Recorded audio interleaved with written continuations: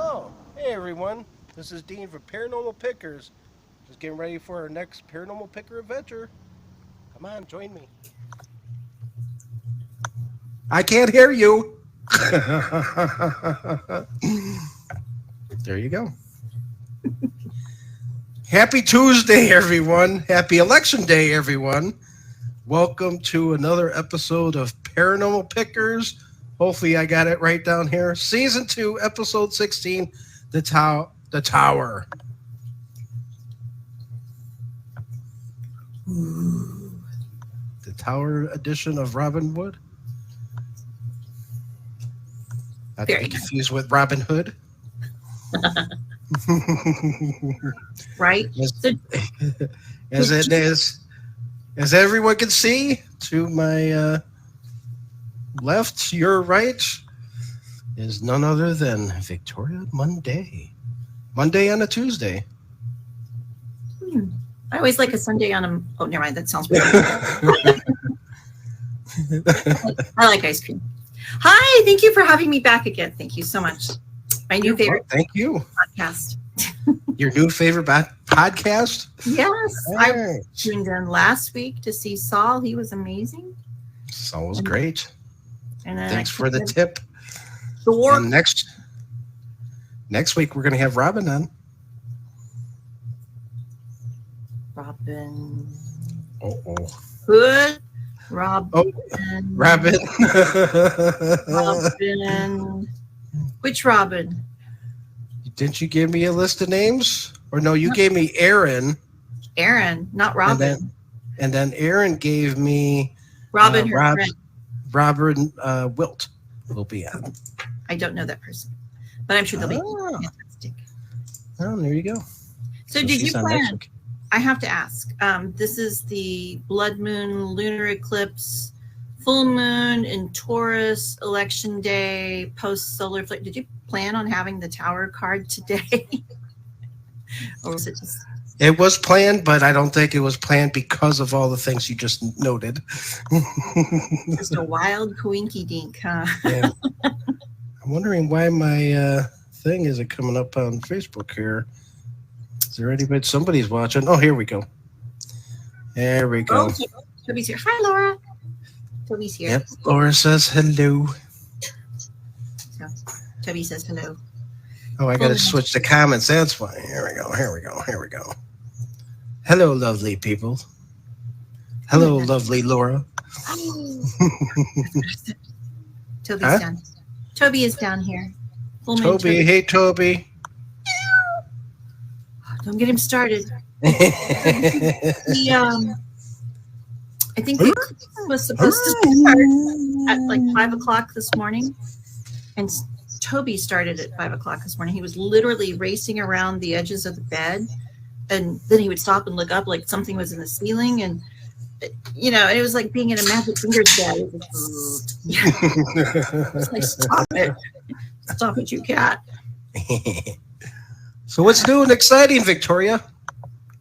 Well, everything yet nothing. Oh, come on. You just got done with a magical weekend down there in Jefferson, Jefferson, Texas, right? Yeah. I'm still trying to recover. NASCAR go-karts? What? It was a secret. You haven't lived until you drifted in a golf cart at over a train track and then end up. Is there video? Is there video of this? That's what we want to know. Yes, there is. I thought I saw. Of you drifting in the golf cart? Oh no, none of the drifting, but oh. Yeah, it's nothing like going through a haunted town like at 11 o'clock midnight. And it had just finished raining. We had these horrible tornadoes that just ripped through. Yeah, that's what I heard. Yeah. And it was like a log flume every time you go down. So it was fun. I moved my studio up here in the upper part of the world. Now I'm not in the basement anymore. And there's a train right over here. I can hear the damn train now. I couldn't hear nothing in the basement. Oh, well. But yeah, drifting in a golf cart. That sounds a lot of fun. But I'm sure you had an exciting weekend. We could talk about that later. But first, you've been on our show numerous times. A timer. In many different forms. You bet our co-host, our guest, our cat lady, and so I finally got you alone to talk about you. We don't, people don't even know that much, other than books and stuff of that. Let's kind of dive. That's all there is.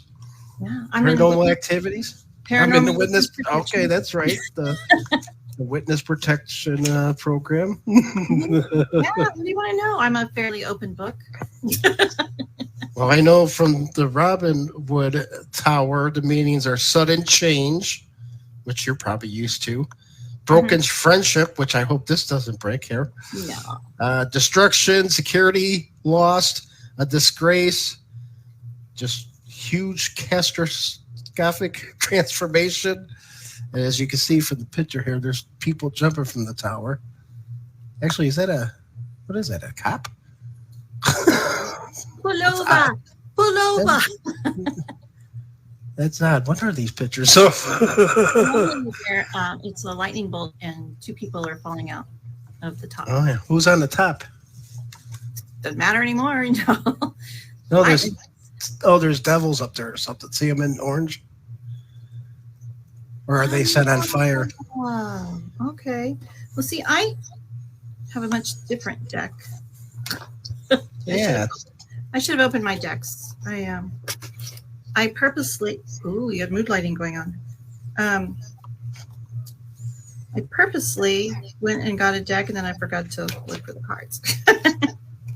But yes, the tower is all those things and so much more. I have people I know in my life who focus on the doom and gloom and the negativity. Americans, and if that's what you focus on, that's what you bring about, and what's that old song, Closing Time? Every new ending is a new beginning or something. You know that song? So Sounds familiar. Closing. Sing me a couple. Yeah, thank you. One more call for alcohol or something, or anyway, I don't know. Last call for alcohol? Yeah, that might be it.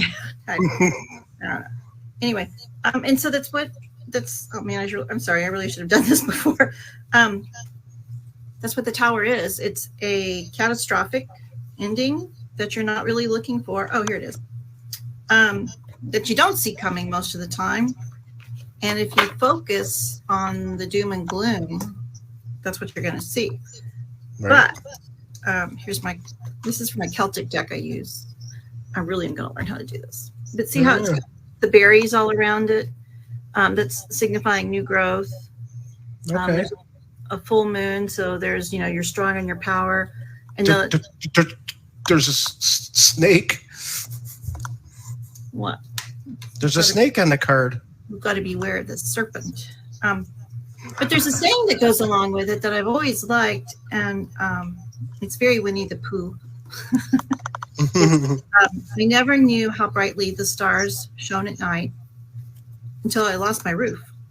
So what that means is that, yes, your tower collapsed, but you're given a new opportunity because the foundation was not strong. It was not stable. It's going to collapse. And the higher you build it, the harder it's going to fall. So when it collapses, you can have a whole fresh new beginning, which is what eclipse season is, which is today. Today is the second of 3 eclipses. It takes over like a 5-year period. So you're down to your foundation. Oh, here's one kind of like yours. It's like the Rider-Waite version. Yeah. Boom, boom. I'm falling out of my tower. But when the storm is over, you're standing there and there's just, rubble and chaos and everything around you. But once you get back on your feet and you'll realize, okay, well, I still have my plot of land. I have all these stones now, I can, and I have the experience. I've built this tower once before and I know it didn't work. I know it did work. Now you can rebuild the tower and you can put in like a wet bar or a jacuzzi or, solarium or something. You can build it to the way you want it.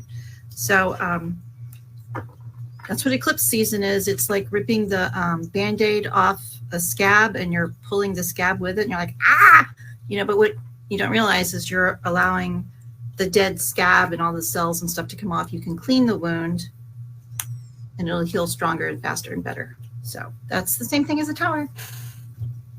It's interesting because just as I mentioned, I'm moving up from the basement, and we had, as you had tornadoes, we had like 70-mile-per-hour winds here. Oh, no. And I have a little tree out in the corner here, and I just got a new car not that long ago, new to me anyway. It's not brand new, but it was parked in the driveway in the house, and there's a little space of land, and I'm talking little. And that tree, I woke up, went going to work. That tree was not in the air anymore. It was on the ground, between about 1.5 feet between my car and 1.5 feet away from the house. It landed perfectly where it needed to land. And I was like, wow, that would have just ruined my already thing that was going on in my life. So I was like thankful for that. So you have to be thankful for the little things. My daughter was like actually on our 3rd birthday, we were going to go to the store. Storm had just come in, the weather changed. She's a November baby. So we were going to go to the store and get some firewood. And, we were kind of out in the country, and I was going down this little 2-lane dirt road, taking a shortcut. I never get on the real roads. I always take the shortcuts. It's the best way to go. Well, you learn so much. And either way you go, you had to stay on the road. There was no shoulder, and there was like a 4-foot drop. So if you were to get off the road, my little car was so little it would have flipped. And so we were going through, and I'm looking up, and it's a winding little Texas road, right? And the tree is going like this, and I'm slowing down, and I'm looking at the tree, and I'm like, I couldn't go anywhere, and the tree fell over and crushed my car. Oh, wow. But I didn't know it until they pulled us out, that the tree went like that, and then it bowed up perfectly where my car landed, and then it was straight. It was wow. And so I asked her, I was like, sweetie, because I thought I was going to die. And the last thing I want to do is to go out saying, fudge or something. Said, sweetie, if you're going to go out swinging or swearing, I should say. Yeah, I think I was a merchant marine in my other life. Like you're falling off the tower going, fudge. Yeah, Gosh darn it. Wasn't it like Die Hard ended that way? Yeah, I've never seen Die Hard. Spoiler alert. But I asked my daughter, who was 3, and I said, okay, you can tell me this one time. Did mommy say anything bad? And she went, It's like, well, you can tell me. What did I say? And she's like, I don't want to tell you. I was like, no, come on, just tell me. You won't get in trouble. I promise. And she goes, okay, you said tree. I'm like, okay. Tree's not bad. Maybe the tree wanted to hug you. Well, no. Trees are people too. They are actually. What tree do you relate to? What's your totem tree if you were to have one? A totem tree. That's a great question, which I don't have a good answer for. I don't know. I don't know. It could change. Catalpa seems interesting. The catalpa tree, I don't know that tree. They're also known as the cigar tree. They grow really big, live to be about 80 years old. And in spring, when they bloom and the wind blows all the blossoms off, it looked like it snowed. All the stuff is on the ground. Yeah. Oh, that's nice. Yeah, and their pod seeds are like long cigars. That's why they call it a cigar tree. Ah, see, I lived in Arizona for a long time, and it's beautiful in the springtime when everything is about to bloom. But I swear there's like a newsletter that goes out, like all these trees and plants coordinate, and they all explode in pollen the same day, and then it's gone. But the Palo Verde has little yellow blossoms all over it. It's just beautiful. And then it's like, and then you die from hay fever, and then you're beautiful the next day. So, but yeah, I think I would be a willow because, back to my Chinese philosophy, the strongest tree is the one that bends. So. And doesn't it twist? Could be. I don't know. Tornado goes by. I don't know. So thank you for sharing your tower cars, and we'll probably hint on that a couple times during the show. But back to you. So when did you get your start? Well, I think we discussed, because you knew right away when you were a young child that you had this ability to see things. I was always told that it was my imagination. Just your imagination. Do you But think it's your imagination?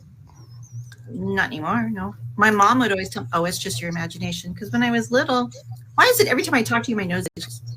I don't know. If Nick was here, he could look it up for us. You know, I can do a bunny. Wait. Bewitched.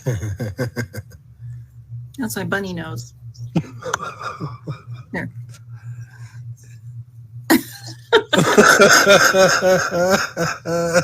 Bunnies don't make sounds. You see it here live. Where's that hat? Yeah, I got my my pink Thompson hat right here.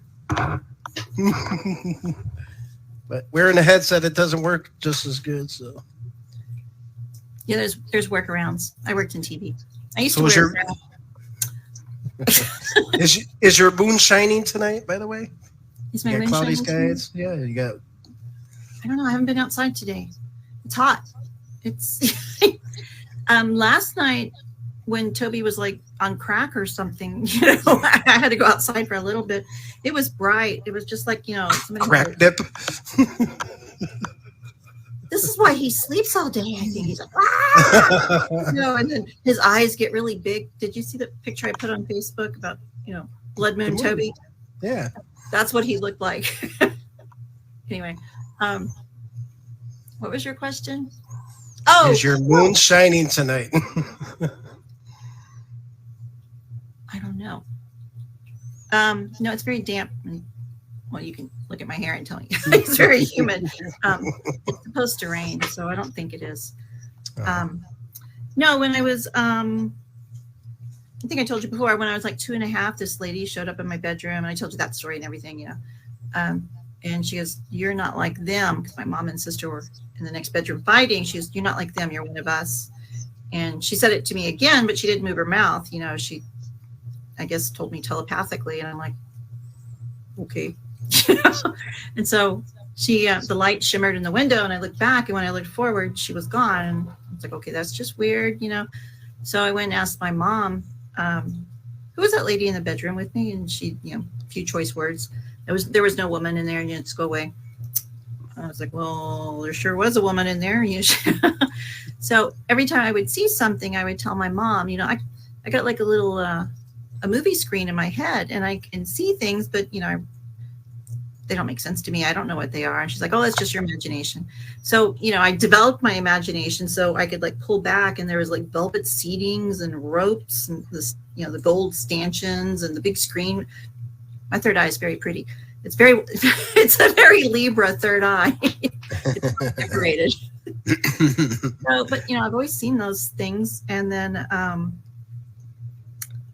when I was probably 7, my grandfather had passed, and I remember clearly it was on a Sunday, and you know, go home. You know, we had to come inside, take a bath, get ready for school the next day, and you know, we had to do this very early in the evening, and we didn't get to stay outside and play. And I didn't get to watch The Wonderful World of Disney, which was like, you know, pre VCRs, DVD recorders, streaming, whatever. Back in the olden days, you know, we had to watch TV when it was on live. And I was a little upset because I didn't get to watch Disney. And that was like our reward every week, was to watch, you know, they would have the hour-long shows. And so she sent me to bed real early so they could talk about adult things. And so, well, you know, grandpa died. Where is he going to be buried? You know, who we have to call and all that kind of stuff. And so I was sitting up in my bed, and I had all these stuffed animals, and I was playing, you know, and they were having, I don't know, fights or wars or getting married or whatever stuffed animals do when you're 7.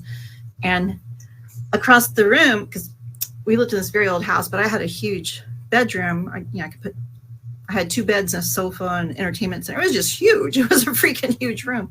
So across the room, I saw this translucent milky form on the floor. And, I stopped playing because I was like, well, what is that, And I watched it, and it started taking shape, and it looked like a man that was laying down on the floor. Mm-hmm. And I was like, okay, it's kind of weird, And now as I tell people these, I certainly have started to realize I wasn't scared during any of this. I think most kids would be, out the door. But then I realized that was my grandfather, and he was laying down, arms crossed over, like dead people do. And he sat straight up, and he was looking at my bedroom door. My bed was over here on the left. And he just turned his head and looked over at me, and he put his finger to his lip, like, don't say anything. I'm like, okay, not saying anything. And then again, he told me, without actually speaking, don't worry about me, I'm okay. And I'm like, okay. Because I'm 7, I don't know anything about death. And, right. And then he goes, now go to bed. Yeah. Grandpa, it's only 7. Yeah. It's not even dark outside. I don't like you anymore. I'm like, well, Grandpa told me to go to bed, so I got to go to bed. So I lay down. I played with my animals sideways, until fell asleep. That's funny. So, I never told anybody that, because again, they would tell me, oh, it's just your imagination. So as I go through life, and this happened with my grandfather, my grandmothers, my mom, my dad, my best friends, I had 3 of them that died, and even my ex-husband have all shown up and basically hung out with me, or I would see their funeral. And this would go on for like days sometimes. Like when my best friend died, this went on for 3 days, and I kept trying to call her and call her and call her. Oh, and there was 2 weeks ago. There was another one 2 weeks ago. I forgot about that. And so I tried calling my friend Cheryl on Friday, and got the message machine or whatever. Tried calling her all day Saturday. Sunday, her phone was disconnected. I was like, okay, well, this is not good. And she was my best friend since I was like 23, 24, and we were 27 by that time. And so Monday morning or Monday afternoon, her mom called, and she said, well, we lost Cheryl. She had cancer, and I knew things were not going well, but I was not prepared for that.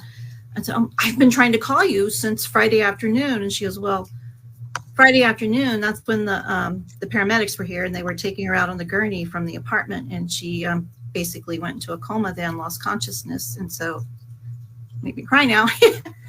That's pretty much when she died. Well, definitely sorry for your loss. Oh, thanks. Well, it's been a year or 2. But then I was, like I told you, my birthday was 2 weeks ago. So I had this dream, and I'm still accepting gifts, by the way. I'm just kidding. I had this dream, and I woke up that my friend from high school had died. Mm-hmm. So, well, I don't like that. So, and she's never on social media. So I spent a good chunk of the day looking for her. And then finally I found a post, and I was like, okay, she's alive. I know things are well.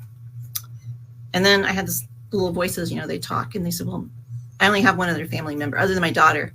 I said, well, maybe it's your aunt. And so, so now I'm on the, SSDI looking for, find a grave. I'm looking everywhere for my aunt. Can't find her anywhere.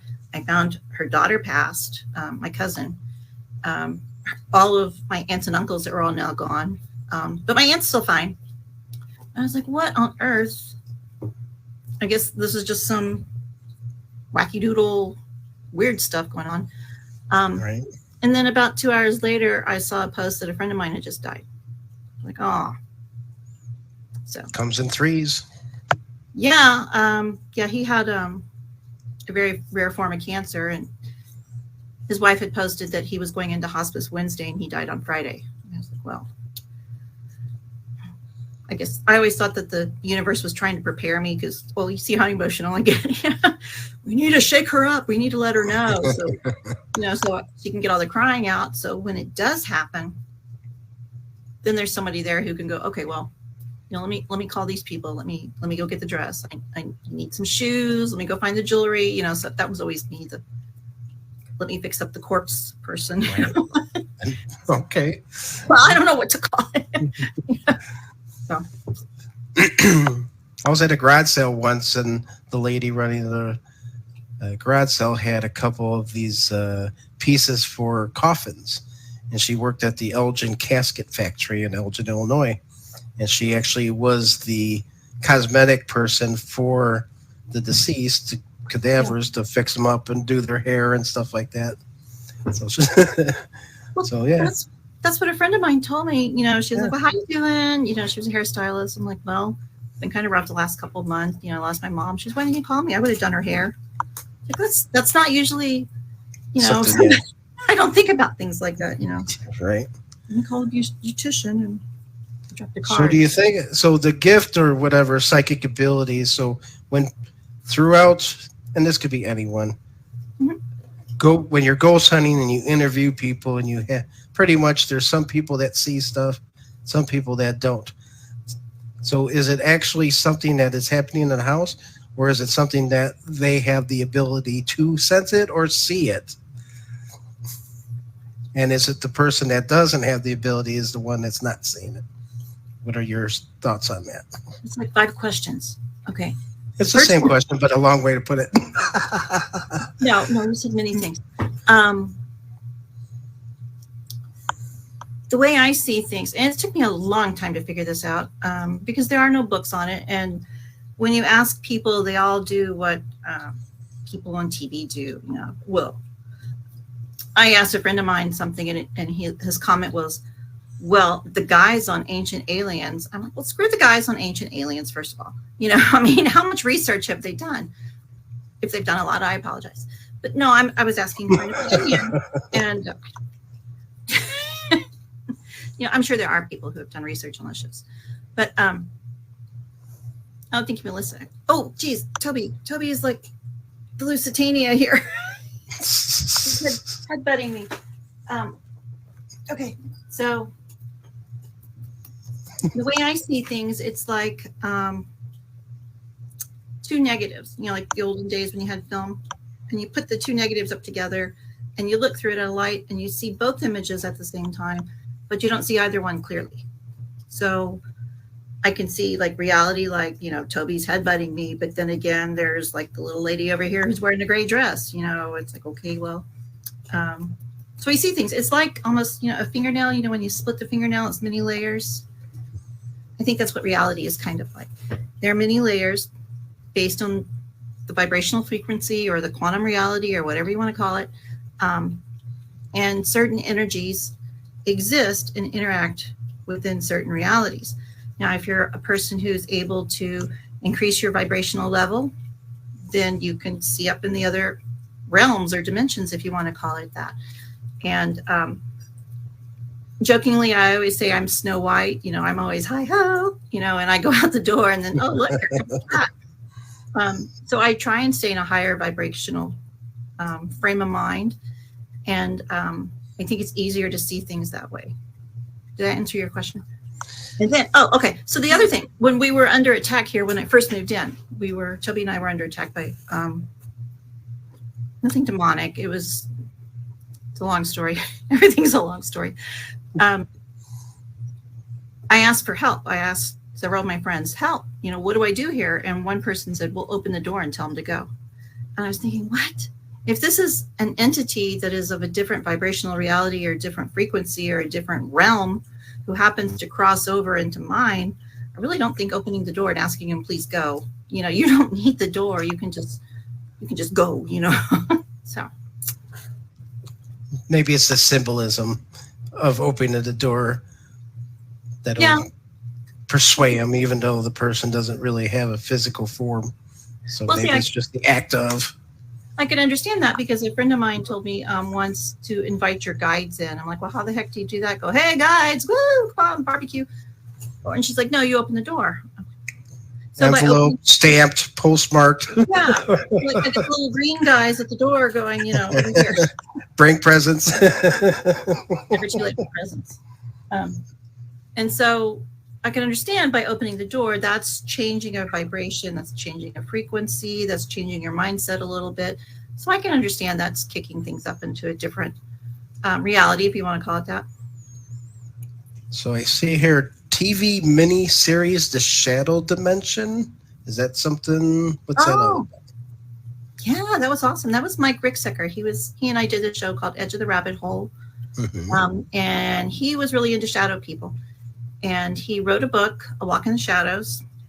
And somewhere along the way, we changed horses and he got a new co-host, and it was me. And so I was telling him some of my misadventures as they were. And so he redid the book. He included more stuff. And so he put he put a story of mine in there. And then he did this really wonderful, it's on Tobe and everywhere else you can think of. It's called The Shadow Dimension. It's a 6-part series, I think. Okay. And he goes all the way up to the Conjuring House. And, I think he goes out to Rhode Island to Vampire's Grave, maybe. Maybe that might be something else. I'm not sure. But he explores the world of shadow dimensions and shadow people. So very cool. Now, so you have a story in the book. Can you talk about the story a little bit? I mean, what was the preface of the? Once upon a time. I can speak about this now because I no longer live in Houston. But I did ghost tours with a ghost company. There were about 5 or 6 in this little town called Old Town Spring. And they're very competitive, and they all had the same stories, but they all had a little twist. And unfortunately, the company I was working for was not really moral, I guess you could say. It was a wonderful opportunity. Don't get me wrong. I appreciated the opportunity, but there were things there. Anyway, so I was doing a ghost tour one night, and no, it was when I first went in. The first time I went in, I was on the ghost tour. It was before I started working with them. And so I was in this ice house, and it was just this one other person and I, and it was midnight. We've been on the midnight tour, and we were doing a paranormal investigation. And there is like a door on one side and a door on the other. And there was a street lamp or something over this way. And as we were doing our little dowsing rod things, the light broke, and I looked over there. And, because something broke the light, and who's out here at midnight when there's just 2 of us girls out here, you got to be safe. And so I told her, hey, did you see that person? And she says, no, I didn't see anybody. And then a second or two later, the light broke on the other side. I'm like, okay. There's somebody walking around the building. And she's like, no, I don't think there is. And so I got real quiet, and you could hear them because it was next to the train tracks. So it was gravel. You could hear somebody out there walking. I'm like, okay, yeah. Okay, I hear somebody. So I ran out the door and look around. It's pretty flat. There's not really a place to hide unless you're really fast. Didn't see anybody. And so I went back in. And so the light breaks again. I'm like, oh my God, there's somebody out there. We're going to get killed. We're going to get murdered. So I go running out there, the other door. There's nobody around there. And I asked her, I said, did you see him that time? And she says, yeah, I saw him. I was like, he is so tall. This man was tall. I could see him out of the corner of my eye real quick. He looked like he was wearing like overalls, like Oshkosh overalls. My grandfather was a welder, so he kind of looked like my welder. He looked like my grandfather, And I just only could see him from here down. Well, so we moved to another location. You can hear him walking, and you can see the shadows going across the building. And so I told the girl I was with, I'm like, okay, there's somebody out here following us. And she goes, no.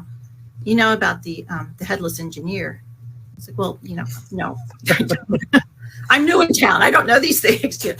So she goes, well, there was an engineer who was on the train tracks. The story goes, the train depot was in another part of Texas in 18 whatever.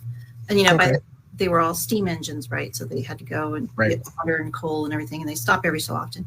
Well, the train comes rolling in. It's late at night. It's after midnight. And it's late. And so they're there trying to hurry and get the coal and the water and everything so they can take off. Well, before they can finish, another train who's actually on time is coming around the corner.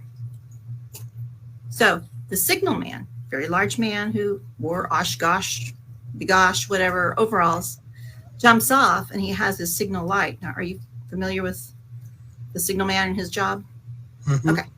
Okay, so he's running down the track with his lantern, right? Ding, ding, ding, ding. Trying to signal the other train, hey, stop, we're here. Right. The train that he is on, the engineers go, oh, he wants us to back up. So they put it here and they back up over him and they decapitate him. Oh, wow. So, and he gave his life to make sure the two trains didn't collide, right? So he saved a lot of people. So he's a very kind and benevolent soul, basically. So when Old Town Spring was being created in the 70s and 80s, they said, well, we kind of need a train depot. And so they found this one, which is up in East Texas. They bought it. And so, how do you move a train depot? Well, you put it on the train tracks. So, they moved this haunted train depot down the train tracks, down through East Texas, and it comes to Spring and they reassemble it. Well, shortly after that, they started seeing ghost lights on the train tracks in Old Town Spring. And they're like, oh, well, you know who that is? Mr. Signalman. So people have seen him out there. And I don't know any of these stories. You should always learn the stories first. So I've seen him several times when I was out there, and so now I know about the headless engineer, and he's always seems to protect me when I was out there, because sometimes it would just be kind of scary, just me out there. There'd be nobody I would work with. I'd be alone, midnight, 2 a.m, doing a ghost tour with 15, 20 people that I don't know.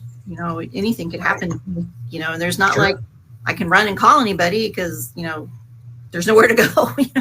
So sounds like he was still doing his job, saving lives or protecting. Yeah. So I was taking a tour in one night to the ice house, and it was dark. I want to say it was like. Now, what is the ice house? Is that where they just store ice cubes back in the day? I mean. Well, originally, when they were building the railroad, they constructed this really, really double bricked, heavy duty, well insulated building. And that's where they originally. They store the blocks of ice. Okay. Is that what they did? Yeah. First they did the cooking. And then once the railroad was done, they said, okay, well, let's repurpose it. We're going to make it the ice house. It's a Wild West town. There's not a morgue. Hello, darling. Okay. So when people would die or people were murdered or they found dead people, they'd go take them over to the ice house, till their family got there. So the ice house is very haunted. It's the only building that we could go into because they had no doors. So I was starting to walk in, and you could get these crazy EVPs and things would move in there, and there were always shadow figures around. And so it was dark like a new moon, and I was starting to walk in, here I am in my, pink and paisley. I'm not scared, I'm not going to be a heavy black eyeliner gothy chick. Barbie can do this too. So I start to walk in, and something hits me on the head. And this ice house had been in several fires, but it was still standing. It was like over, 110 years old by that point. And it felt like a 2x4 had hit me in the head. And I was like, oh, wow. Tree, not saying anything, but I doubled over because I wanted to cry. It just like whacked me. Wow. In the head. And the man behind me is like, oh my God, are you okay? I'm like, yeah, I'm fine. It's like, I must have hit my head on a board. And so I took my phone out and I was looking around for it. And across the door was this huge spider web, and there was this black widow in it. So I would have face planted in the black widow. So I think he was looking out for me. So yeah, from then on, I learned to look before I walk in. Yeah, that's true. I mean, you are walking in the dark. You don't know what's in front of you. I've face planted into a spider web once or twice, and it's so nice that they make it in the patio door of mine. When you open it up, you walk right into it. Thank you very much. Yeah, you're fast. I mean, all the time. They do are they trying to catch me or are they trying to catch a bug? I think, you're not a bug, but I think they're trying to catch you. I think I could feed the spiders for a couple years, so if they catch me, I think they're pretty good. They don't have to do it again. Well, they're like, if we catch him, we don't have to work for a couple years, man. No. There's an old William Shatner movie called Kingdom of the Spiders. Maybe they want you to be the king. I can't do a spider impression. I'm sorry. Is it going up the wall? Well, thanks for sharing that story, and everyone run out there and watch The Shadow Dimension and grab the book A Walk in the Shadows. That's pretty interesting. Yeah, it's a really, really good documentary. It's on Tubi. It's on several platforms. You can pay for it, or you can go get it free. Go to Tubi. It's free. Embracing the woo-woo of life.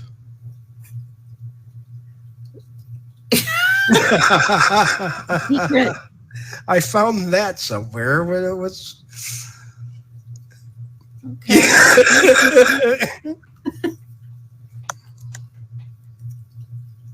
Anything? Somebody? You know, the woo-woo. You know, I know we got the Cubs have the guy that says woo-woo all the time. You know, I was having for my birthday, we did a Zoom chat since we work remotely, and, you know, we all sat there and ate our salads, and I'm like, man, I really want a hamburger. But, you know, I delicately ate my salad, and they said, well, what are you going to do? This is before I knew Russell had died, because he died later that afternoon. I said, well, I'm going on an investigation. You know, like what? I'm like, oh, I'm supposed to say these kind of things. I'm like, oh, you know, I do the woo-woo stuff. And they're like, what? I'm like, oh, you know, where you go, woo, what was that? You know? So, we're supposed to investigate the Dr. Pepper bottling company. But, yeah, I didn't go. So I'm rescheduled. Is there a Dr. Pepper? What? I mean, would you ask for Dr. Pepper? Is Dr. Pepper here? Did you say Dr. Pepper Factory? Yes, Dr. Pepper. I'm going to have to text you up. Dr. Pepper was created in a little town called Dublin, Texas. That is where Dr. Pepper is made. Now, the Dublin... Is there a Nurse Salt? Is there what? A Nurse Salt. Dr. Pepper, Nurse Salt? Yeah, I don't know, but I'll ask. Appreciate it. Thank you. So my friend dies, right? So my friend dies on Friday, and I was like, you know, I'm not going to let this get me down. I'm going to go on the investigation on my birthday, you know, because I turned 27, and it was a very important milestone, you know, and I'm here alone in the witness protection program, and, you know, so I'm going to do this. And so we were investigating the Dublin bottling company. So I drive to Dublin, Texas, which is about, I don't know, 2 hours from here. Okay. So I get there, and I'm 30 minutes early, and they're like, please check in at the visitor center. And I'm looking around. Well, where's the visitor center? And then I start to look at the street, and they said, Waco. My God, I'm an hour and a half away. So the Dublin bottling company is in Waco, not Dublin. Oh. But it's very haunted, supposedly. And they're opening up the basement, which they don't let people go into. So we'll find out. I'll report. So you didn't make it. You only made it to Dublin. Yeah, and then I was kind of depressed, and I came home. I was just going to go to bed. It was things happen for a reason. I think so. Yeah. Well, yeah, I decided to treat myself to a birthday gift. I bought myself something that I've wanted my entire life, you know, and so I bought it. I'm like, it's me. There you go. Yeah. So are you familiar with the show Medium? Was it the one a long time ago with a cute little blonde girl? Yeah. And they had the family and the three little kids. Yeah. And she was like, works with the DA, and she was like a psychic and found all these things out. Patricia Arquette, right? Right. Okay. And the kids actually ended up having psychic abilities too. And I just remember them going to school, and she would sense all this stuff. So I bring that up to ask you, do you remember anything in high school or grade school or any junior high school, or for that matter, that you remember that your abilities were coming through more, or something that you can recall during that time? Well, there were boys involved. I don't know. Who knows? You mean other than you remember the 7-year-old Victoria saying the milky white thing? I mean, did something happen besides the obvious stuff for teenagers, what they do? Well, my grandpa died when I was in 5th grade, so that happened. And I was living with my grandmother, and she'd gone to wash the car.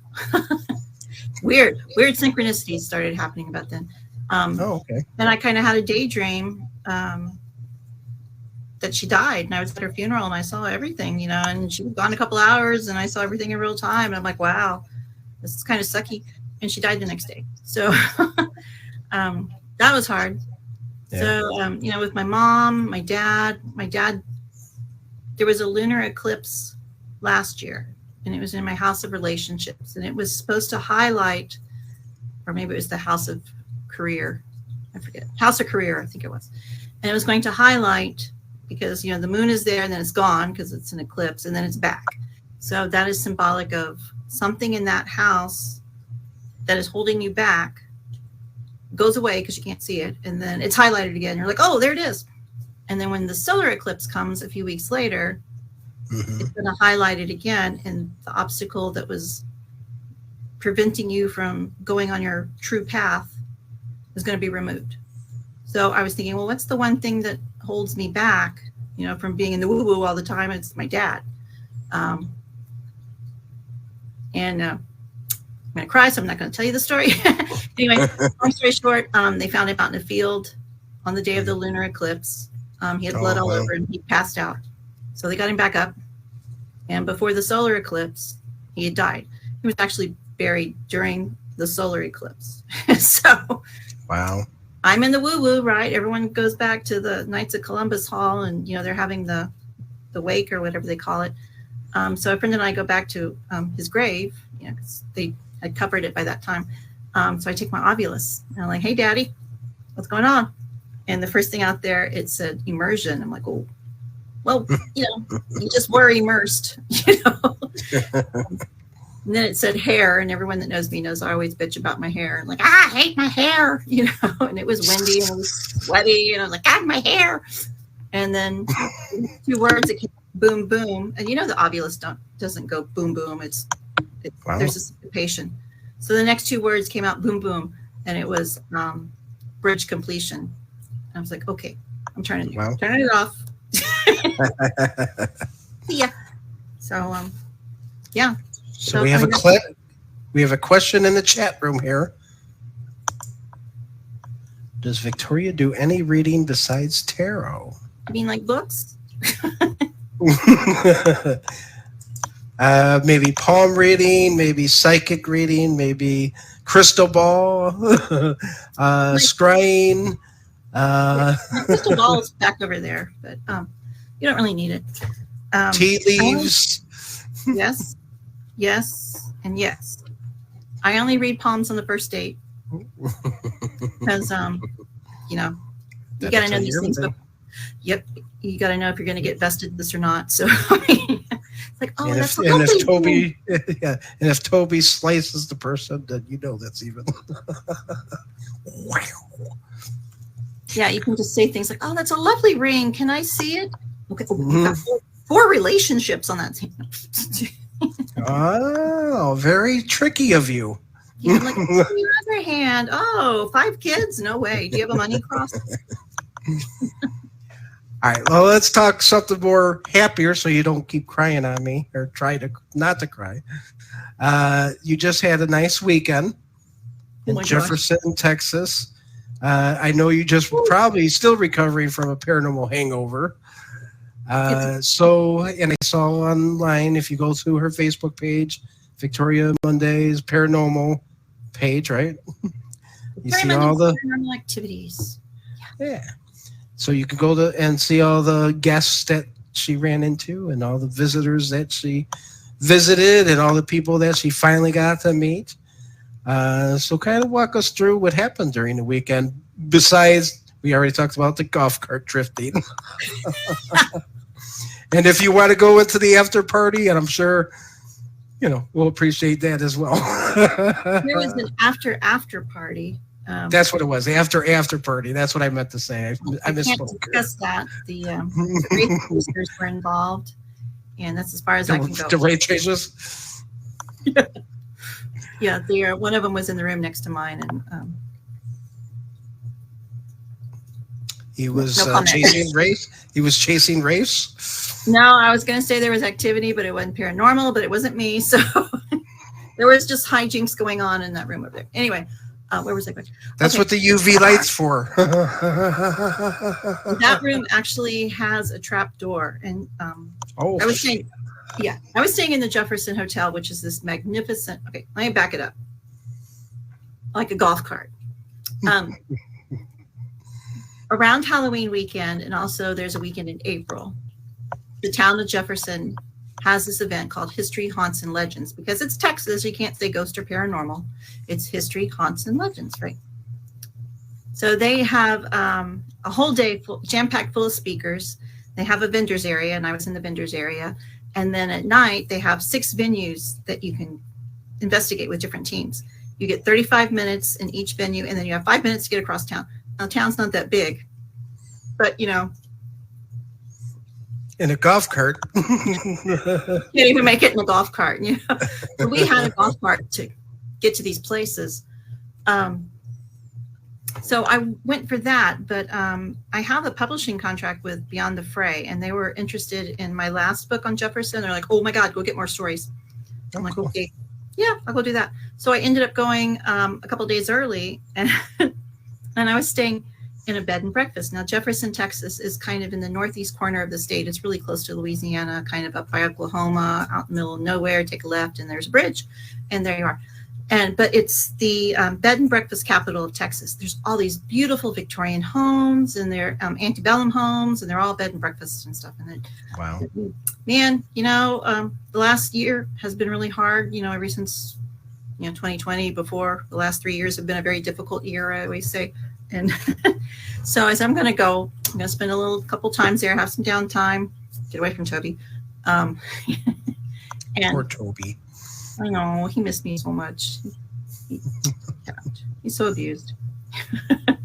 And so I stayed at this one place called White Oak Manor. And it's just this beautiful 1900s, 1899 house with a wraparound porch, and, the peak house with a little peak window. And it's just gorgeous. And I would highly recommend anyone staying there. It's like a dormer or like a turret type of setting? It's like a Victorian. It's like a dollhouse almost, where okay.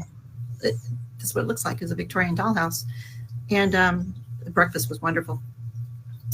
So I have injured my back a few years ago, and I'm still having problems with it, and flares up every now and then. So I'm bringing in, my equipment and everything, and my back was hurting, so I was only going a little bit at a time. And so I opened the gate, and I start to go up to the path, which is in the geographic center of the house, right? And so I'm going a little bit, and I look up, and I see a man up in the very top window, and he's got the shades, the shears pulled back, and he's leaning, and he's laughing at me. He's going like this. I'm thinking, rude? Don't laugh at me. Get down here and help me with my bags. So I look back again, and he's gone. I'm like, okay, that was weird. And so I walk up, and you have to kind of go around the wraparound porch, and you go in the side door. And so I get around, and I put my luggage on the stairs, and I look up, and there he is standing right in front of me, hoo, hoo, hoo, hoo, laughing, and I get a good look at him this time. I could totally describe him. I could sketch him out. And I look again, it's gone. Wow. It's like, okay, so I go in my room, and, and so I unpack, and I get my dowsing rods out. And usually dowsing rods, they work pretty slow here in this witness protection area. I mean, it's highly charged. They go like this. They don't move very fast. I'm like, can I ask a question? Okay. So I'm sitting in the chair, and I said, can I ask a question? And they go, whoosh. I'm like, oh my God, it's a good thing I didn't have my face down there. They, would have poked my eye out or something.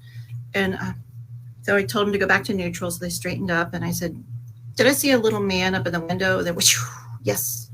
I'm like, okay. I said, did I see a little man on the porch? And they went, yes. Okay. And as far as I know, I'm the only one there, but then I heard some people walking around upstairs. I said, okay, is that little man here in the room? And yes. I said, okay, can you point to where he's at? And it swung over to where the door is. I'm like, okay, you are not allowed in here, little man, and you cannot come in my bathroom either. You can stay out there, because I had my own little private parlor area. You can stay out there if you want, but don't come in my bedroom. So, things like that happen. So I get up the next morning, and they were serving breakfast, and I asked it's a man and woman on it, Tammy and David. And so I asked Tammy, I said, okay, I know there's supposed to be a little girl ghost here, but, I didn't see her. I saw something gray. I was doing a video, and something gray went in front of me, and it kind of startled me, and I stopped recording. Of course, it didn't show up on my video. But is there a man here? And her husband was making eggs, and he stops and he looks over at her, and he goes, yes, there is a man here. You know, most people hear him coughing, you know, because he coughs all the time, but only 2 or 3 psychics have actually seen the little man, and you're one of the very few who has actually seen him. I was like, well, why was he laughing at me? You know, because he's upstairs laughing, and like, no, he's coughing. He had tuberculosis. Oh. He died in the house. I'm like, oh, well, now that makes me feel bad because I want him to come help me with my bags, but he didn't. So, as I'm leaving, you know, I'm putting everything back in. Tammy comes out and she goes, I want to tell you about the first business card, because they've had this house like, you know, 12, 15 years or something. And she said the very first business card they had was the front of the house. And up in the top window, people keep saying they see a little man. And she goes, well, we had a tree there, and we just thought it was a reflection of the tree. I'm like, well, or is it the little man? So, because he looked like he died quickly, and he had to borrow a suit because the suit was big, you know, and it was pushed up and it was bunched up around his legs. It was obviously way too big. Right. And he didn't look well. He was sweaty and very pale and laughing at me. So I'll have to note, because I saw there's a couple times I saw your lights flicker or like a shadow pass in front of you. You know, that happened that last time too. Did it? Yeah. Nothing has flickered here at all. We'll have to watch for it. Yeah, you told me that. Interesting. You said that last time, and then I went back and looked at the replay, and I was like, yeah. So that was the White Oak B&B? And so that was the first day of the... Yeah, that was day 1. That was day 1. So what happened the day 2? Day 2 was spent setting up my little booth.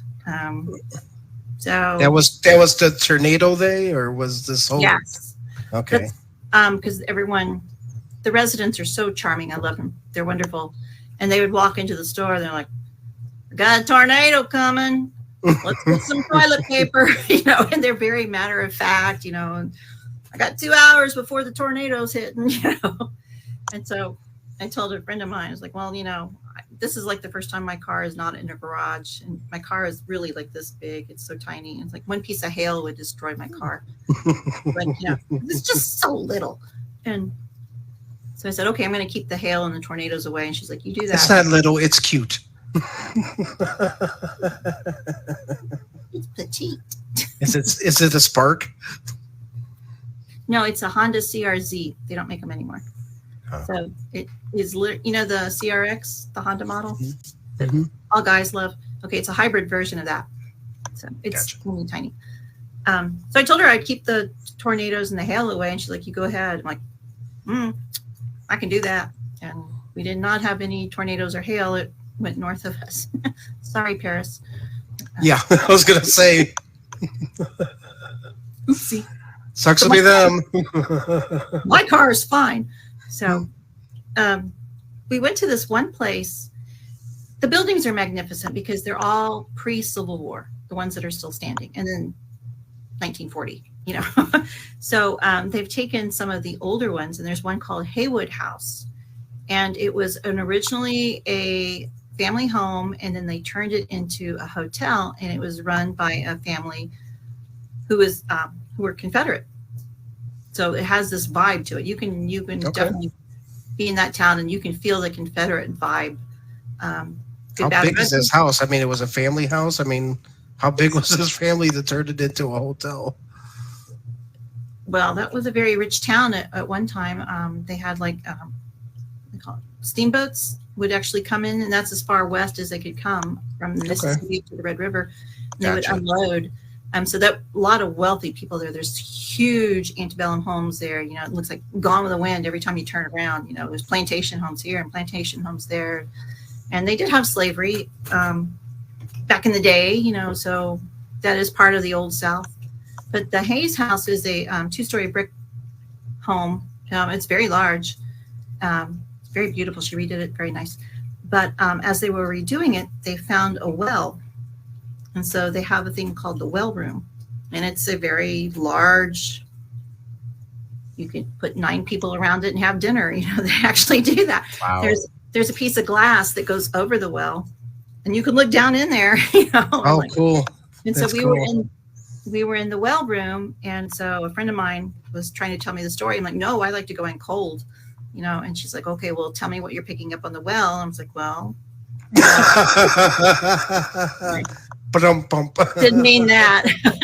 I was like, well, it feels like there's a little girl and a baby down there. And she's like, well, how did you hear that? I'm like, well, you know, they just told me that. And she's like, yeah, that there was an unwed child, well, she was a child, unwed young girl who tossed her baby down. You know, that's not a good woo-woo. That's a bad woo-woo. Yeah. So, but it's an interesting experience. Yeah.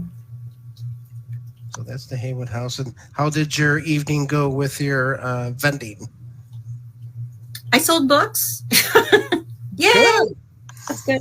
But you know, I made a lot of connections. I met a lot of people I've been social media friends with for a long time. You know, and I rubbed the elbows like you're supposed to at these things. You know, and so hopefully something will come of it. But if not, bigger and better things will come. Yeah. Yeah, you listed. I saw a couple people you noted here.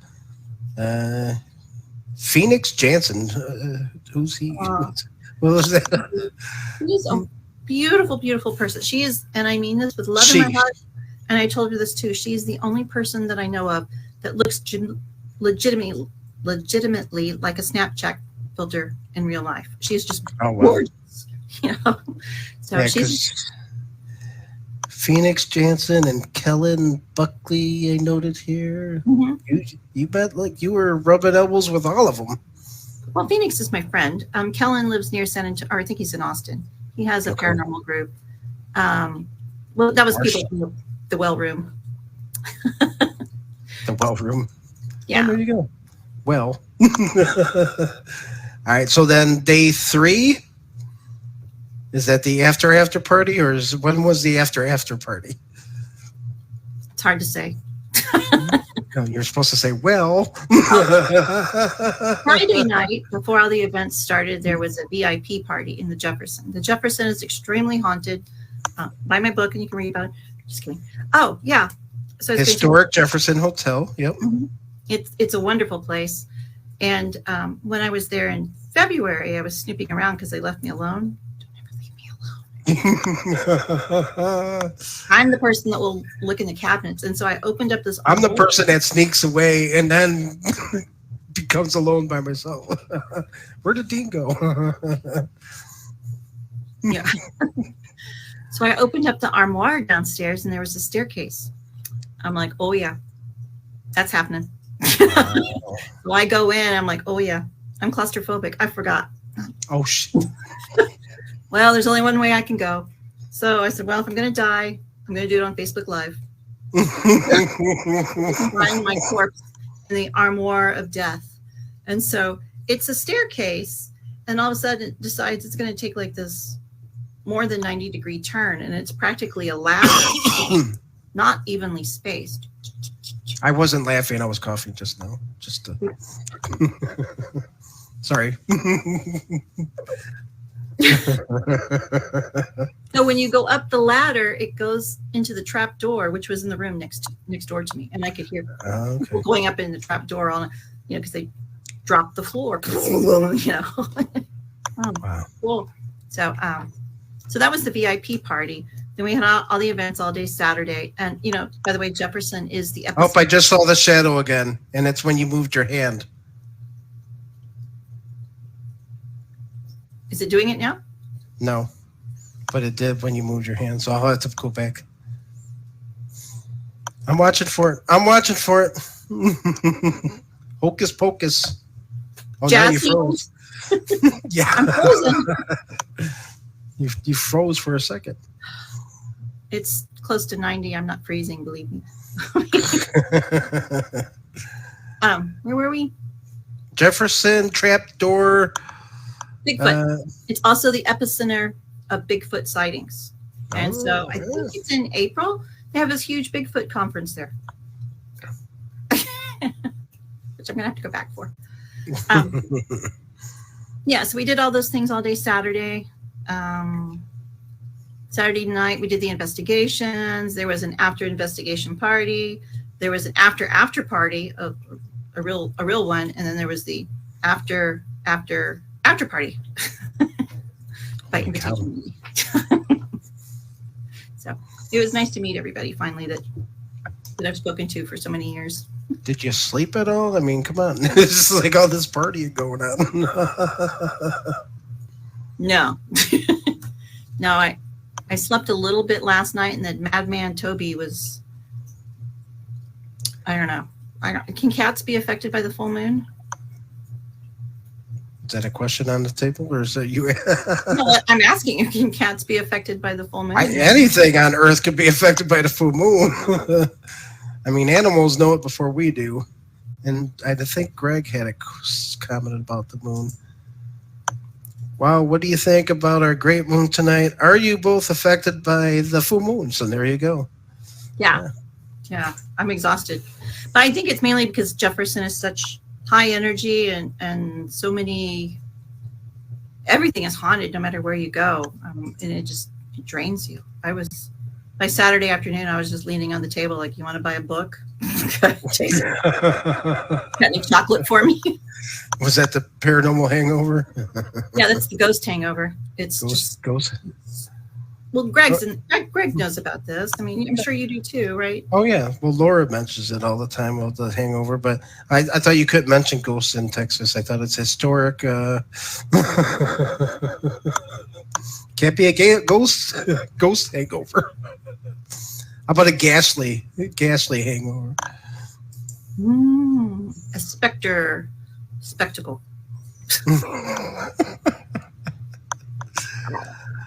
Oh, what else can we talk about? Nicknamed the Paranormal Perfect Storm.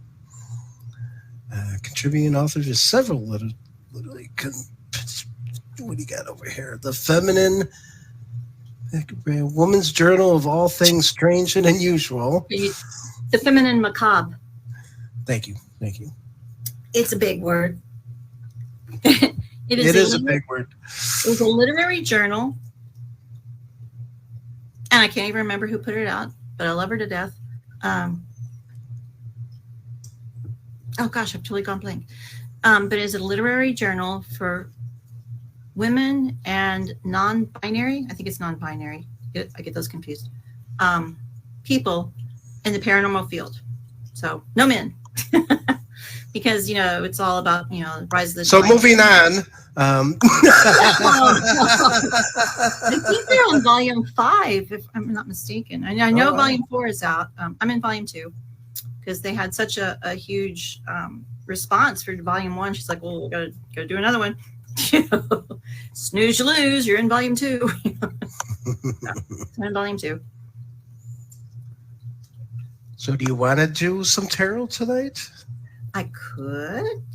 Yeah. Has anyone out there in the Facebook world want a tarot card reading? But I have a surprise for you, maybe, perhaps. For me? Yes. It's something we talked about the very first time. Damn it. Didn't watch that show again. The tarot card reading? No. Well, Greg said sure. I'll read for Greg anytime. Greg, just call me. Greg. Yeah. Oh, Greg. Is that Greg Cost? Which Greg? There's so many. Yep, Greg. Greg Cost just got the Wheel of Fortune. There you go. So you know what that means, right? So, what comes around goes around. So if you are in a dark place right now, hang on, because it's going around. But if you're on top of the world, prepare, because you're about to cycle around. So just, ooh. That's like a Snapchat filter. Well, if I'm in the dark, Wheel of Fortune, in the light. I'm always in the dark. Oh, I get you. Well, I used to work on a roller coaster, so I had to clean up vomit all the time. Now, the very first time I was... Wait a second. You can't just throw that out there and move on. You worked for a roller coaster? All restraints checked, all clear. Dispatching train. Were you a carny?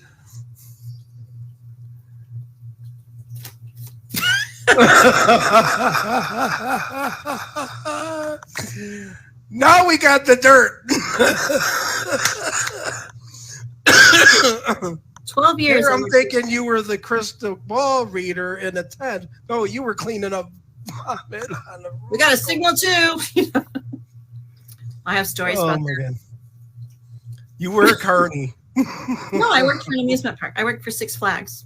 It was originally Astroworld, and they were bought by Six Flags. And then I moved up to Dallas, and I worked for Six Flags Incorporated for 12 years. You were above a carny. I was a lead carny. I had the red tag. I got to drive the roller coaster. So, all clear, Greg is laughing. Greg is a carny, chili con carny. I haven't eaten. Fun fact, do you know why? How do you do this? Anytime you see a picture of Walt Disney, he's always pointing with 2 fingers. Do you know why? How do you do this?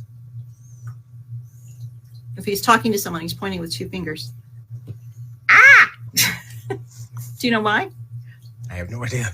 Because he was a chain smoker. Oh. And so they would take out the cigarettes whenever you would see him. And he's like, okay, I'm going to go over here to Sleeping Beauty's castle or Snow White's castle. And he'd have a cigarette.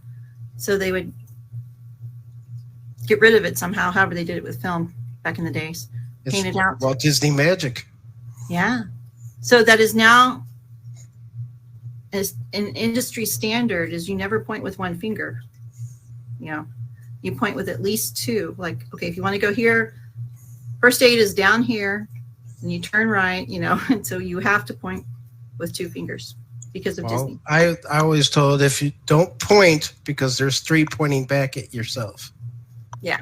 Well, they always told us don't point, just walk them down there. Don't be rude. Don't be that little man in the window. So anyway, no, on the very first podcast I was on, I was telling you I did not know why you had chosen the name Paranormal Picker. Mm-hmm. Which I still don't know why. Oh, I saw your post, I think. With the 1-year anniversary or something? So, when my friend Russell died the day before my birthday, I was really depressed, and I said, gonna go buy me something I've wanted my entire life.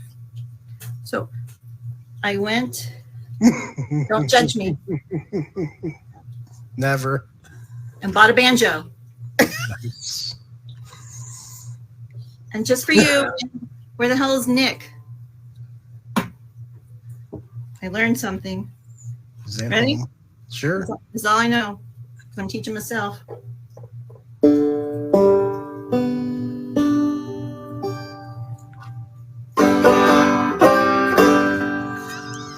Yes. That's all I know. That's the closing credit song right there. I'm teaching myself how to play. Please, someone That's give me free awesome. lessons. That's awesome. Well, I appreciate that. That was a nice surprise. Yeah, I did see something like a year, and you're like, synchronicities. Can never get away from it. Oh, no. No, you can't hide from it. You can't do nothing. There was a huge tower karma synchronicity moment that was delivered in Jefferson this weekend, which I cannot divulge because other people were involved. But let's just say I feel good. That's awesome. And I do too. Something came up for me via license plate. I always get messages from license plates. And I was on the way to my girlfriend's celebration of life in Batavia.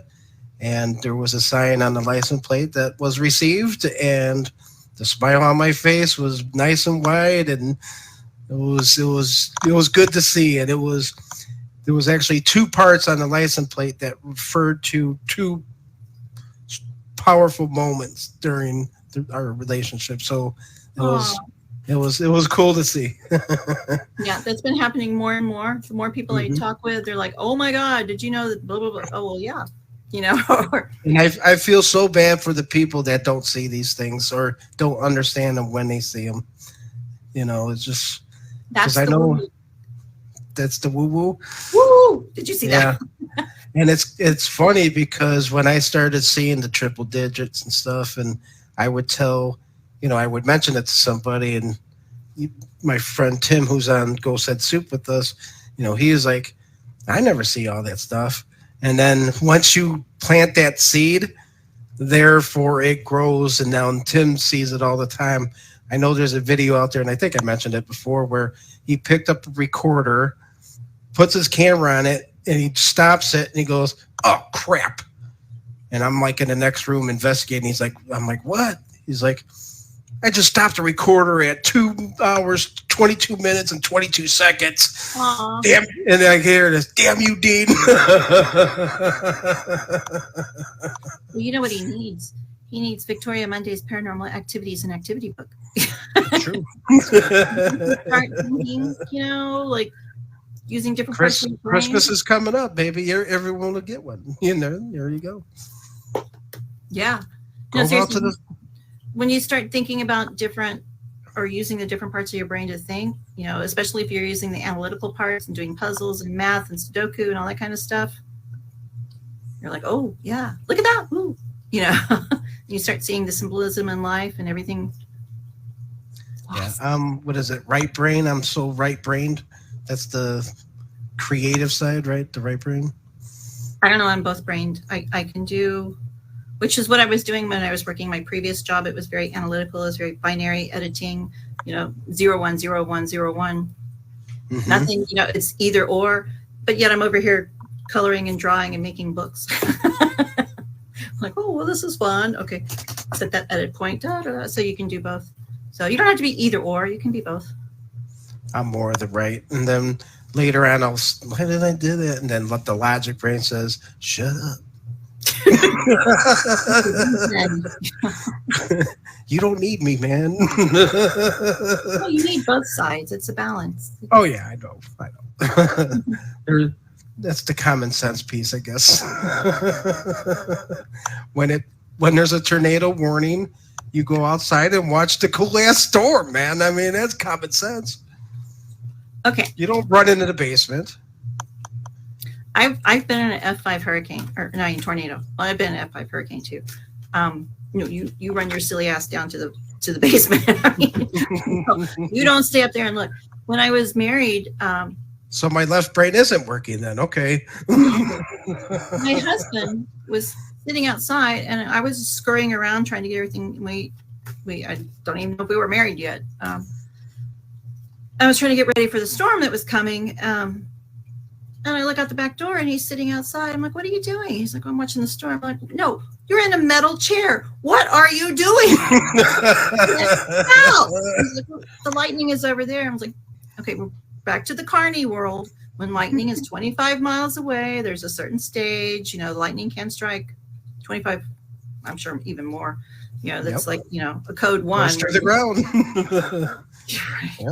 Yeah. Okay, when lightning is 25 miles away, the big rides are shut down, and only things that are actually touching the ground, like the little car rides, are the only thing that's going. So. Yep. Mm-hmm. See, I know that. Yeah. No, at the Moose Lodge over here, we have parties, and when there was a storm, all the kids are out there on the playground, metal playground, and I'm over there saying, "See that lightning? That's why you don't play here anymore." And they hem and haw, and I said, "Do you know what it feels like to be struck by lightning? Do you want to know what it feels like to be struck by lightning? Go to cover now." Yep, there was some little kid who was a smart ass, and you could tell his parents spoiled him. And I had a very tall ride, so I was standing at the entrance and saying, "I'm sorry, my ride's shut down right now." And he's like, "Why is the ride shut down?" I'm like, "Well, there's lightning." He's like, "Well, lightning is far away." I was like, "Well, lightning can come over here." So he goes, "Do you even know what lightning is?" I'm like, "Well, yes, actually I do. I know it's the expansion of the air where the positive and negative molecules come together and they collide and they make a loud sound." Oh, wait, that's thunder. And he's like, "What?" Go, little kid. Yeah, the ride is closed. Go ride something your size, And the actual ride was called Lightning, wasn't it? I did work on Grease Lightning for a while. No, this was It's basically, it was a Flying Dutchman boat Okay. ride, but I forget what it was called because, you know. Probably the Flying Dutchman. No, you try and block the bad memories out of your life, you know. I don't remember what that was called. It was next to SpongeBob, which I don't know. Across from Aquaman. I'm sure you know. Des, help me out. Is Des still here? Okay, anyway. Did you want a reading? I'm shuffling. We could, well, Greg said yes, or how about do a reading for paranormal pickers in general? I don't know. Paranormal picker. Like, is that your podcast? Do one for Greg. Greg asked. Greg said sure. SquarePants. That's right. Do one for Greg. Okay, so I never watched SpongeBob, right? My daughter was already too old for that. And it was a 3D SpongeBob movie. And I couldn't hear it because it was so loud. You know, when it gets to a point, it's just so loud you can't hear anymore. And Laura wants one too now. Okay. So I kept talking about the starfish named Steve. And they're like, what? Well, you know the part with the starfish is named Steve? He goes, I'm Steve. And they're like, what? There's no starfish named Steve. I'm like, yeah. So I bring my coworkers in, like, right here. What is he saying? And like, no, he's saying it's me. Are you sure? Like, are you sure his name's not Steve? I don't know who his name is, but okay. I don't know either. I just drew them on birthday cakes. That's all. I don't know their names. I think his name was Patrick. I don't know. Patrick. That's right. Or Steve. Bob and Pat. Okay. So who you got? Ladies first. We'll do Laura Redmond. Oh, sorry, Marty. Working on it. Oh, sorry. Sorry, 3. Laura. The little voice says 3. And you never argue with the little voice because they'll get louder. And it's like a crescendo. And then you're like, oh my God, shut up. Okay, I will. Okay, so that one. I haven't talked to Greg in a long time, so I don't know what's going on. But I do enjoy watching Greg's show, even though he never has me on it. Oh, and Greg, that person you wanted me to contact, that I got your 6 man. You know, we're it's in the works. The message is being delivered. I talked to Greg today too, so I talked to Greg and Laura today. Aw, it's okay. You didn't talk to me, but that's fine. Okay, wait. Well, and you. This one, and then they're saying this one over here. Okay. So the way I do it, I get a number. Ooh. Oh. Oh, Greg. Okay. Well, I have a Celtic deck is the one I used. And the first one I pulled was the King of Disc. So that is one day I'm going to learn how to do this. I don't know if you can see him or not. Earth. Yeah. He's very grounded. King of Discs? Same as Pentacles. Okay. It's a very slow-moving, methodical energy. It's someone you can count on, someone you can depend on. He is a very grounded, down-to-earth guy. He's got one foot because he's barefoot. And he's got his shield, which is money. So this, I would say, would be like a businessman or an entrepreneur or something. Are you describing Greg? Because I can see him without shoes. He can be a hippie type of individual. I can see that too. But I can totally. Did you see Greg with a ponytail? You mean he doesn't have one? No. I'm sure he does. No, I was describing the card, but yeah, now that you say that, I can see Greg. So the second card is number 8. Wait, I was going this way. Hold on. I'm going to cheat. Okay, it's this way. Damn it. The Warrior. And I always called her Joan Jett because, you know, to me, she looks like Joan Jett. And she's got a badger down there. And she's dressed in leather and she has a sword. So that means she's a woman of ideas. She will kick your ass. She has no qualms about it whatsoever. And there's a badger at her feet. And the last thing you want to do is piss off a badger because it's going to rip your face off. So this is a very strong, I think it's the same as the Strength card. It's number 8. Okay. Whoa. And then comes the Lord. And look down here. Wait, over here. There's Another badger? Another badger. So he has 3 very. Okay, Greg, are you starting something new? This is suggesting you're starting a new enterprise, something you're developing something new, and you know what you need to do. You will kick somebody's ass if they go, no, that's not how you do it. You're like, no, go sit down over there, little kid, because I know what I'm doing. Ooh. Oh, my phone just lit up. Okay. And so Voices said, pull one more card. And so when I did, I pulled the 9 of Cups. And that's like dreams come true. Your cups are overflowing. So Greg, if you're starting something new, it's going to be quite successful. Just stick to your guns. Okay. He says, wow. Okay. Now you got to tell me these things. What's you got to put down there. So stick to your guns, Greg. Screw anybody else. Should I bring Greg on? Yeah. Can you? I would love that. So. Hey, Greg, I'll send you a link real quick here. Come on, Greg. Okay, I'm going to shuffle for Laura. Yeah, Laura. Stay true to your, especially right now because we're going through eclipse season, and this is the universe ripping the Band-Aid off your knee, and you're like going, son of a bleep, you know, because it's hurting, because you're not expecting something is going to be ripped away from you. Pretty much don't have anything left to be ripped away from here, so anything's always positive. And the last 3 years have been really difficult. I think I said that before. And for those of us who have had difficult years, the past 3 years, we've been trying to manifest and plant seeds and everything. And this is when karma is being delivered. And let me say, it was spot on this week. It was, if people weren't involved, I could have told you, but where are you, Greg? The 2 greatest things served cold in this world is revenge and guacamole. That's all I can say. Revenge and guacamole. Those are the 2 greatest things cold. Yeah. And maybe ice cream. So, Laura, they're telling me 4. So 4 and 1 more. So I'll do that.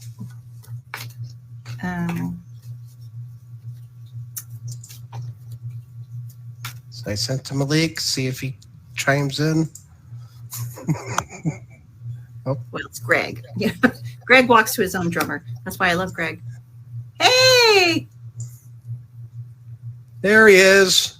Hi, Greg. Down there in the shadow hour. Victoria. Hi, Greg. How are you? Thank you very much for everything. Thank you very much for everything. Oh, you're welcome. Was it anywhere accurate? No. Is the badger coming to get you? What's going on with this echo here? I don't know. It's on your end. I don't hear an echo. Echo, echo, echo, echo, echo. Oh, okay. Give me a second. I apologize. I apologize. His ponytail's on too tight. Okay, how about now? You sound perfect. You sound good to me. I had one of those when I was younger. I told you. I had a lot of different things when I was younger. Was I close? Am I anywhere in the ballpark? You were right. You were spot on. Nice. And Texting the mail. it's not the kind of thing I can divulge. Nope. Because it's new. But this just puts validation to everything that I've been doing. What happened now? He's gone blue. Me? He turned blue. I turned blue? No, Greg did. Oh, don't be Now blue. That's because I was holding my breath too long. Wait for that fish to come up. Okay. Let's see. So Yeah, you I were wish a I carny was. too? You were a carny too, Greg?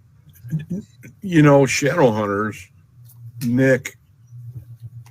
Oh yeah, he did. We had to do a thing.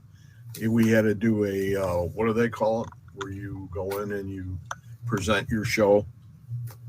Oh, I can't think of the word. Premiere? You pitched it. We had to pitch it or whatever they call that, and we did it, and it was a paranormal show. And we got in for Halloween for the whole month, and we did the weekends, and we did 3 shows a night. And I would have never guessed, but we were at this place that was called the Moose Lodge, and it had I'm a Moose member. And it had 100 seats in it, and every performance we did was packed. And by the third performance of the night, they were across the bridge and lined up. The people would pile in, and they would have to stop them at the door. That's awesome. It was nuts. It was absolutely nuts. I'm glad. I'm very appreciative that I experienced it, but at the same time, no, it's not something I'd want to do. You know, it's really, you know, it was a once in a lifetime experience. But you did it your way. I mean, look, and you were successful. Well, that part was not. That was, you know, that was, you know, the boss. That was, or the guy that runs the group is Nick Sarlo, and he was responsible for us auditioning. That was the word I was looking for. Okay. And it came out to be something that was really something. That's so cool. And then it was like, I don't think I want to do that again. But you had that experience. So, you know, it's not like you're going out muskie fishing or something. You know, you and your muskie fishing. Can I have that seat over there? Oh my God, Greg. We would take like 5 pieces of equipment, and we would draw people out of the audience, and they'd come up and sit in these seats, and we give them different pieces of equipment, like an Eddy Plus meter. We gave them a spirit box, all these different tools, and we explained the tool to them and how they worked it, and then they had the opportunity just to as run a screwdriver, and then things started to happen, and it was like, you know, I don't even believe this, but the place definitely has spirit. Definitely has spirit. And if one of these days, I'll tell you the story of the big auditorium there, where they have their giant theater where they do all their big shows and everything, like I imagine you knew from your place down by you. And it was a story that was, it was unbelievable how it went down. Because we took people from the audience who turned out to be people that worked at the park. And they came up, and we did the same thing. We brought the equipment out and explained it to them and let them play it, and said, do you have any questions? And we had an old medium friend of ours that was with us, and she had pointed out something was in the back of the theater. There were 2 back there, and it was like, and all I saw was a shadow move. I didn't see any figure. Okay, but she said this guy was the real deal. And I said, I don't see how that, but anyway, one of the guys using the gear says, ask a question. And he said, is so-and-so here? And the machine lit up. And when the machine lit up, he started to cry. And baby. 4 out of 5 of those people that were up there from Fright Fest were all crying. And it turned out, and Vicky, I don't want to. It's okay. You know, I apologize with the story because anyway, as it turned out, one of the guys that worked there about 2 months before this decided he wanted to leave the world. Oh. And I'll leave it at that. I'm not going to do any descriptions or anything. But he decided, and they were talking about him up there. Aww. And the medium said that this figure in the back had taken off his T-shirt and was waving it over the top of his head like this. And everybody, even myself, we all got chills because they looked at me and they said, that's exactly what he would do. Wow. It was him. It was just all validation, you know. And that was even before we did the show. That was the audition, so you can imagine what happened on a lot of nights with motion detectors. Mm-hmm. It would scare the living crap out of people. The whole room was filled with people, and these motion detectors would go off. And we only had one controller, and of course Nick had that. And But do you have a banjo? No, you know what? I'm going to say this, and then I'm going to leave the room because I shouldn't be on here because it's your show. No. The banjo was something. I have an opportunity to start to learn the guitar at the VA, and I'm really tempted to do it because I have three. I got 3 for you over here for sale. Banjos? For sale.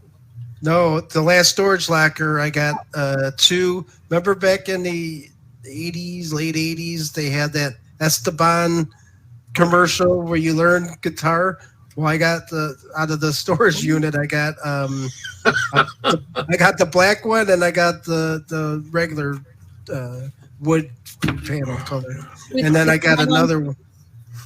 Do they have nylon strings? I don't know, but it has like the video, the DVD, the VHS or whatever, and then the instructions. The books and everything. So I got 2 of those, and then there was an older one.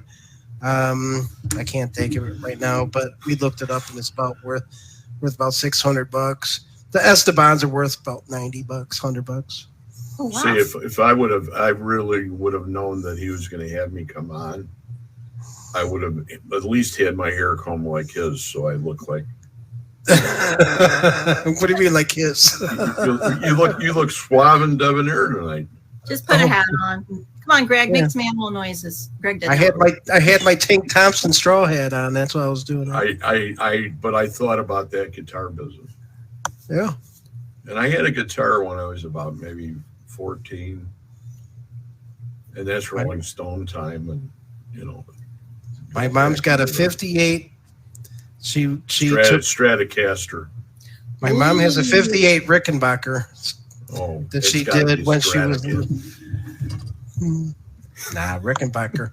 It's got the cardboard back. She's actually has the original case and a little brown amplifier that she used when she was in school and she was learning how to play guitar.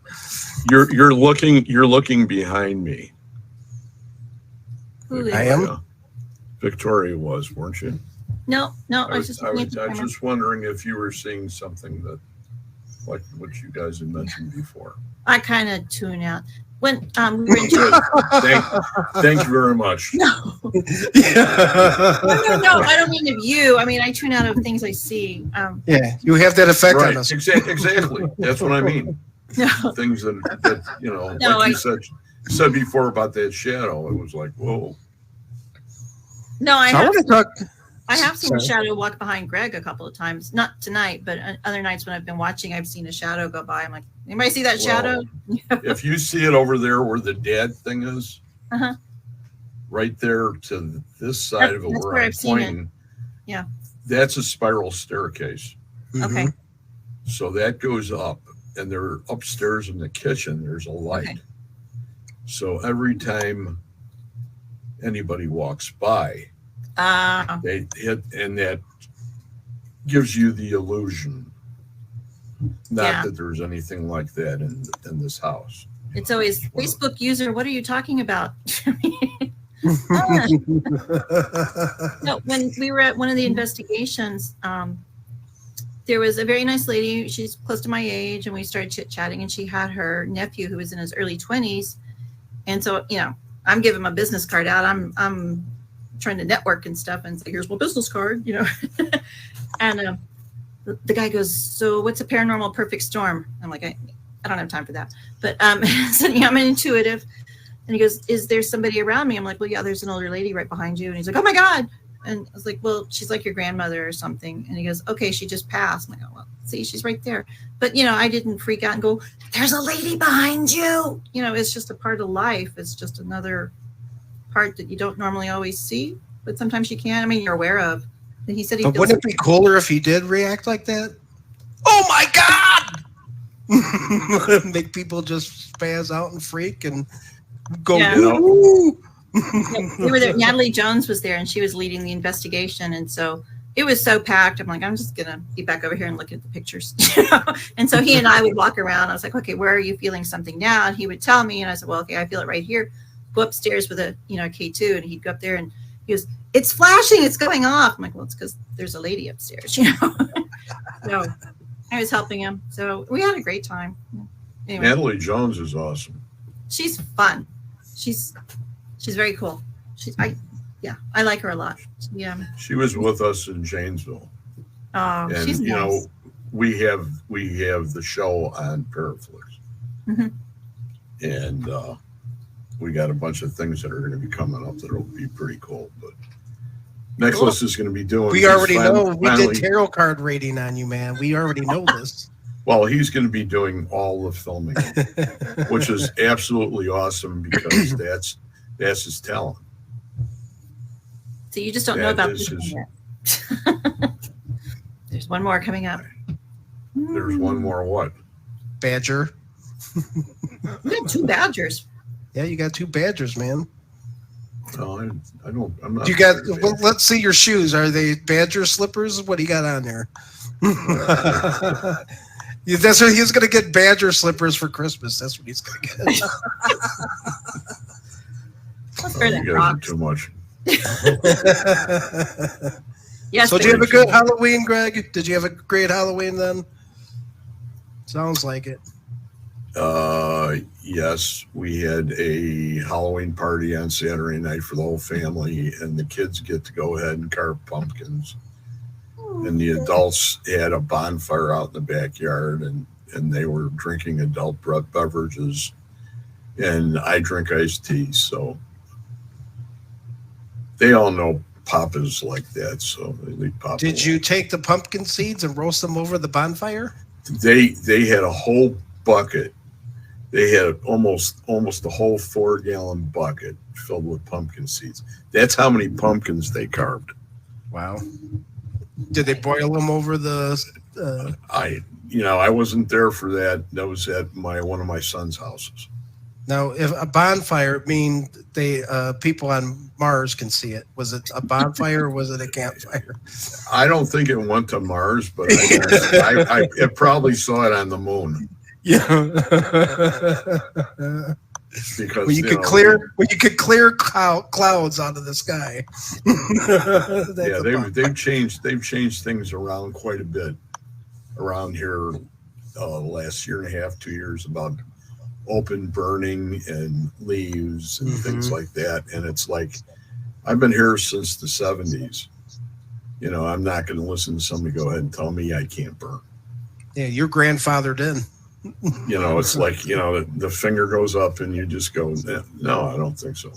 Do you remember the reading I just said? You're going to do it your own way. You're going to say, screw you. I was going to say, you got 2 attack badgers. This is automatic. That's really the amazing part about you is because, you are so empathic and you have such a great soul. Aw. And no, I'm seeing, Not me. I'm empathic a lot too. And I can read and feel and I can sense. I'm pathetic. And we were talking the other night that one of the things, you are one of the people, I've actually been able to do it to 2 that I wanted to. Hello. It's just, and this is clean. Okay. I just, darn it. Just a hug. Is there a trap door involved? I just want a big hug. Aww. And it's like, it's just like unbelievable. Yeah. Andrea, I don't know if you felt that with people. Andrea. Like you said, okay, Andrea Perone. Yeah. Well, one of the persons, well, I don't want to drop names. I don't want to drop names, but I will later. That was at the event, as someone who's fairly well known in the community, and he kept looking at my books, and he's like, "How can I steal this idea?" I'm like, "Well, you can't," because no one else is doing it. So he goes, "You really should go to Michigan, next year."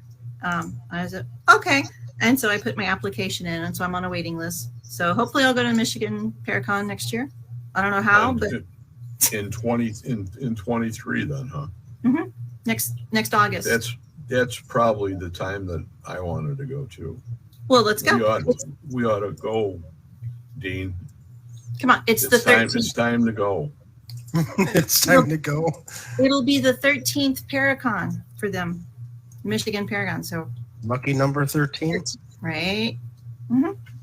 What a party! I'm gonna have to drive. It's hard to make plans because every time I make plans, they always go hokey. They never turn out the way they're supposed to. So just keep on going. Keep trying. So hopefully, knock on wood. Well, I better leave now, so you guys can continue your conversation. Oh well, I have Laura's cards ready. I haven't looked at them. Okay. She said she was in. I sent her a link. She was going to join us. Oh, okay. Well, I have her cards ready. You want me to stay on, or you want me to bail? It's up to you, Greg. You can hang out if you want. I'm not going to shoo you away. Bring Laura in then. She's supposed to click on the link. I don't know. She's not popping up here. I sent her the link again just to see. She's amazing too. So I want to be in your group. I think I told you that last time. Ghost Head Goulash. Be like the Southern range. Ghost Head Goulash. Spiritual stew. No, it was Ghost Head Gumbo. I'll be the Southern. Gumbo. I'll bring the crackers. Then you could really learn the banjo for Ghost Head Gumbo. I'm thinking, I'm here by myself. It's just Toby and I. I'm like, why the hell not? It's something I've always wanted to learn, and I'm going to teach myself how to play. So if anyone wants to do a GoFundMe and give me lessons. Laura White. That's not all about. I've been trying to get in for the last 10 minutes, and click the link. It kept saying, oops, something went wrong. Oops, something went wrong. And then finally I scrolled down enough and it's like, click here. I'm like, okay. And I'm like, Laura White, what? My name is Redmond. If that is your real name. Well, let's see what the cards say about that. Just so you know, Victoria, I adore you so much. And I adore you. Dean, I love Dean and I love Greg, but I don't love anybody enough to come on camera with no makeup and in my pajamas. So there you go. We just, I only it's the same thing. We're not wearing pants either, so I mean, this doesn't make sense. Me either. Oh no, I really am. I'm going commando. Does that count? That's why I turned off my light, because you can see my reflection in the mirror. Oh no, my God! You did ask Victoria if she had a full moon earlier. And I couldn't type fast enough. Like, no, we know you have a. Okay. Woo! So the first card, I pulled. Woo! Hello! It was jumping out. Another woo. I swear I shuffled. I shuffled for 10 minutes, right? I know. I saw you. I'm like, she's shuffling. She was a Connie. She cleaned up. This is fucking awesome. Badger. Card. There's the badger. It's the equivalent of the magician, I think. You have all the tools of the trade. Okay. Oh. So the second card. Ooh, Five of Wands. Five of Wands. In this deck, it's grounding. In other decks, it's like little boys playing with sticks, and so you're learning combat. You're learning how to fight, but it's just play fight. But you're grounded. So whatever concept you are manifesting, you're grounded in that. So the third card Ooh, 6 of Wands, success. And so you have 5 and a 6. yeah, and I shuffled like crazy. Swords and birds, these are ideas and concepts. So whatever you're thinking about, whatever you use, like, I really need to do this, you should do it, I think, because you'd be quite successful. But then again, The next card. Wait, no, but then again, I'm liking what you were saying. and But she this saw the deck- next card.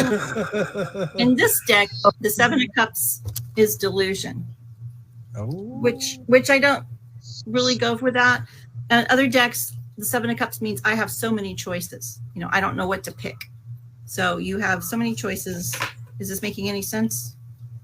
Oh, a ton of sense. Okay. Yeah.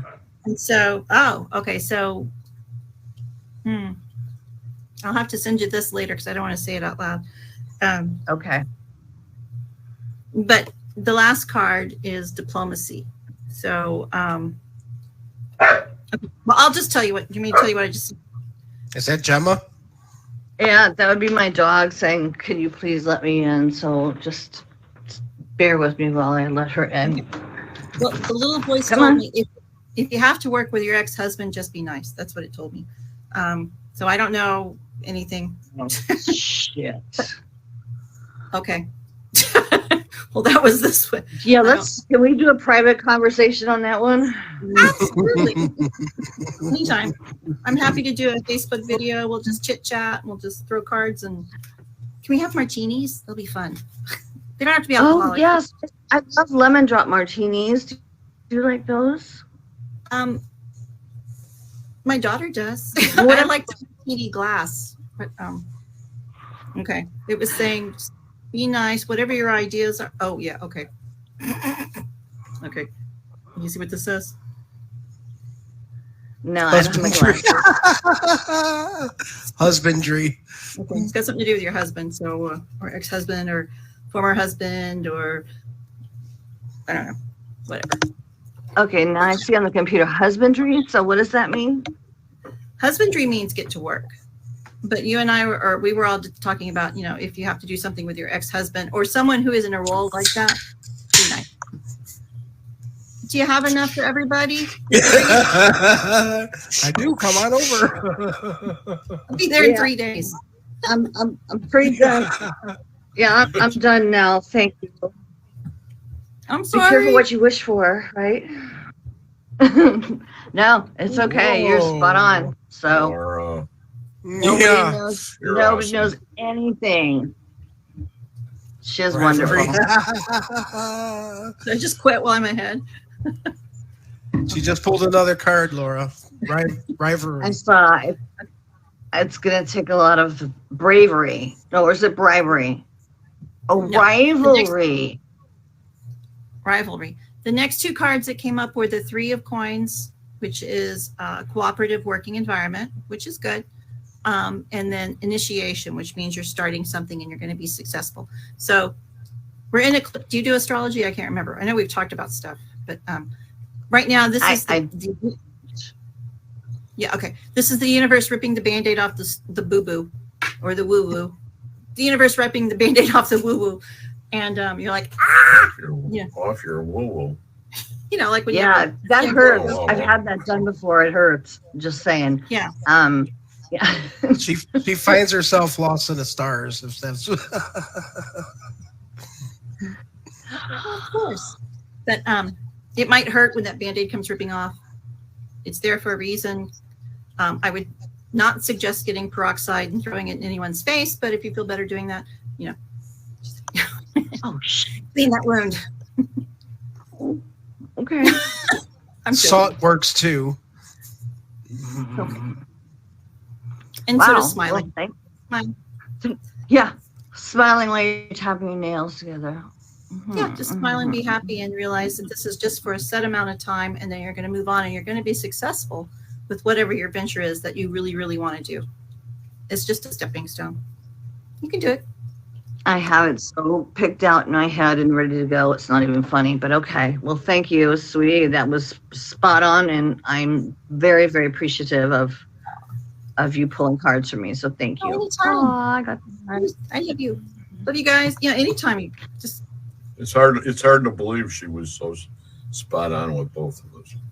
It's bizarre because That's no her one talent. knows what she told me. No one knows what she told Right. me Well, except for me. I wish I could have said some of the stuff No, not yet. myself, but And that's what tarot card is. That's when you get a Yes. reading. It's more personal, but unfortunately, we're in the Exactly. public, so you don't want to dive in too much. No. There was one time I was reading for a lady in the dark. We were in a blackout, and so I was pulling cards, and I got like the King of Swords and the King of Wands, which is an air energy, and one's a very fiery, aggressive energy. And then I pulled something else I can't remember. And so I didn't want to ask her, "Are you having an affair?" But it was obvious that she was torn between these two men, and she goes, "I don't know which one I'm supposed to go with." And I'm like, "Well, obviously the King of The Swords." rich one. No. No. The King of Swords is the one she loves. What? She really, really loves the King of Swords, but this King of Wands has this fiery energy that she's attracted to. And then I looked at her and she had these tears coming out of her eyes. I'm like, "Oh my God, what did I do? I'm so sorry." And she's like, "You don't understand. My husband has this brain injury. And sometimes he's the man I love. And the other times he's just this SOB who's, he's charismatic, but he's an abusive, jerk." I'm like, "Oh, Yeah. okay. Well, Oh, that really is two different men you're in a relationship with." Well, that makes sense, yeah. So Yeah. Dean. Oh, Dean, What? you're already popping out. oh yeah. you ready? Now it's Dean's turn. Thank you, Victoria. Dean got 3 and 2 bonus. Okay. So let's see. I didn't say I wanted my cards read. I heard you.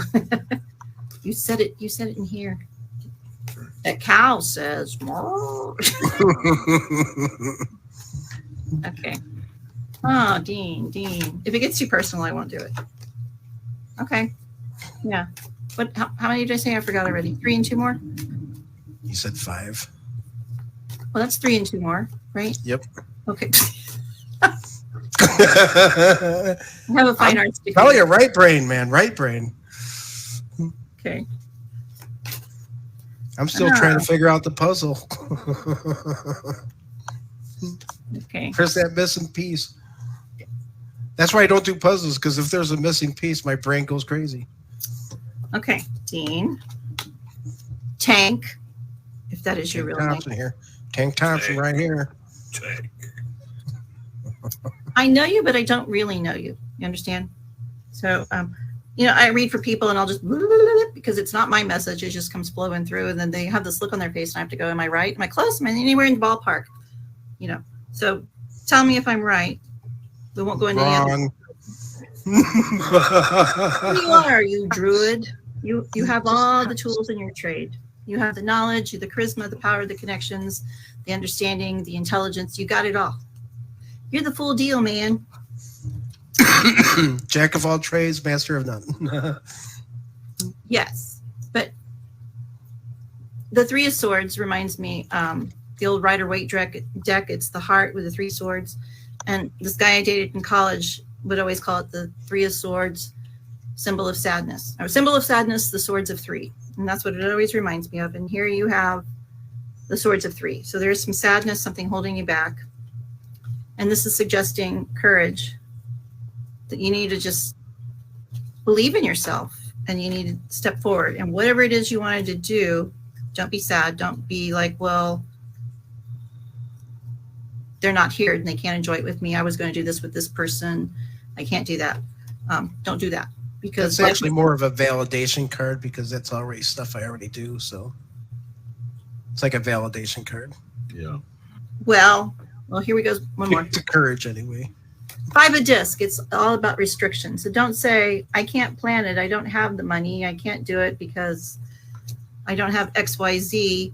You should plan it because you have RQM, and XYZ will appear when you need it. And then again, you got the diplomacy card. So whatever it is you want to do, don't limit yourself.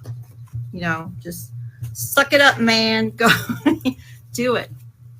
I'm not going to be able to make Michigan next year. I have too much. It's never going to work. Greg. No, I'm saying that's Oh, that's him. Yeah. that's what he said earlier. In the words of Dean's father, pull the friggin' trigger. Pull the trigger. Is that right, Yeah, Dean? he says I drag my feet. Yep. Pull the trigger. Here they come. Pull the And every time I do, it backfires. You know what? That's old energy. In your own mindset. it's The universe just ripped off that band-aid. So that's old energy. You know, it's changing. If I can learn the first little bit of doing But it it's a SpongeBob Band-Aid. with Steve, the starfish named Steve. Patrick. We were land of the dinosaurs. I don't know. you guys know way too many of those. I names. know. I worked there a lot of days. Dinosaur. All I remember is Sarah, the Triceratops, and she was always screaming. She was the only girl in the land of the lost. What were those dinosaurs?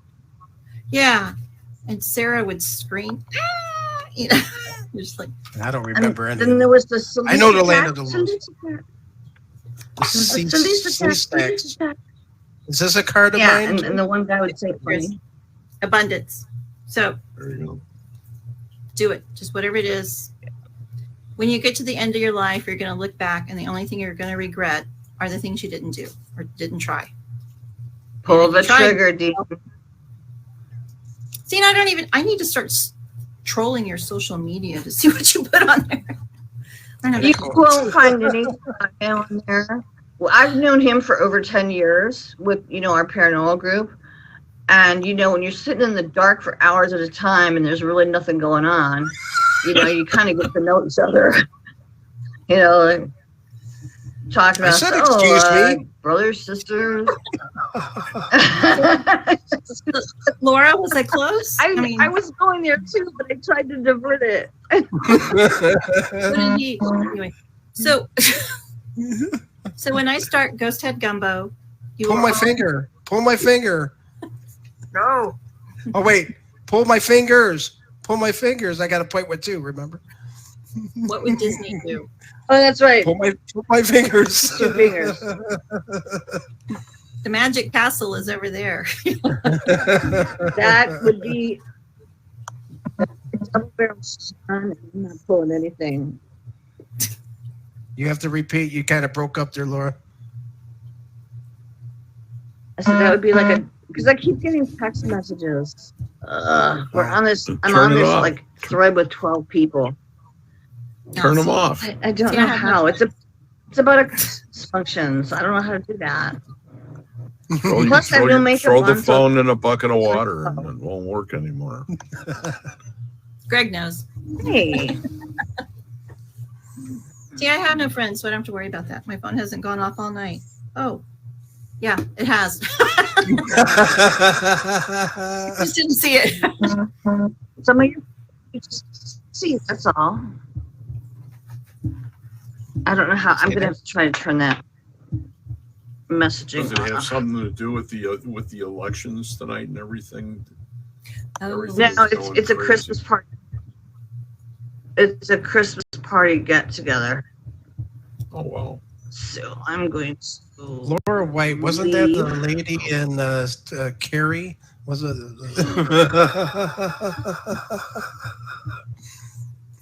That was the white, Carrie White. Carrie White. Yeah. Who the fuck is that? And Carrie, Stephen King's Carrie. Carrie White. Carrie the Stephen White. King one? Oh, that was her last name? Yeah. Well, fuck me. I'm going to have nightmares tonight. Great. Okay.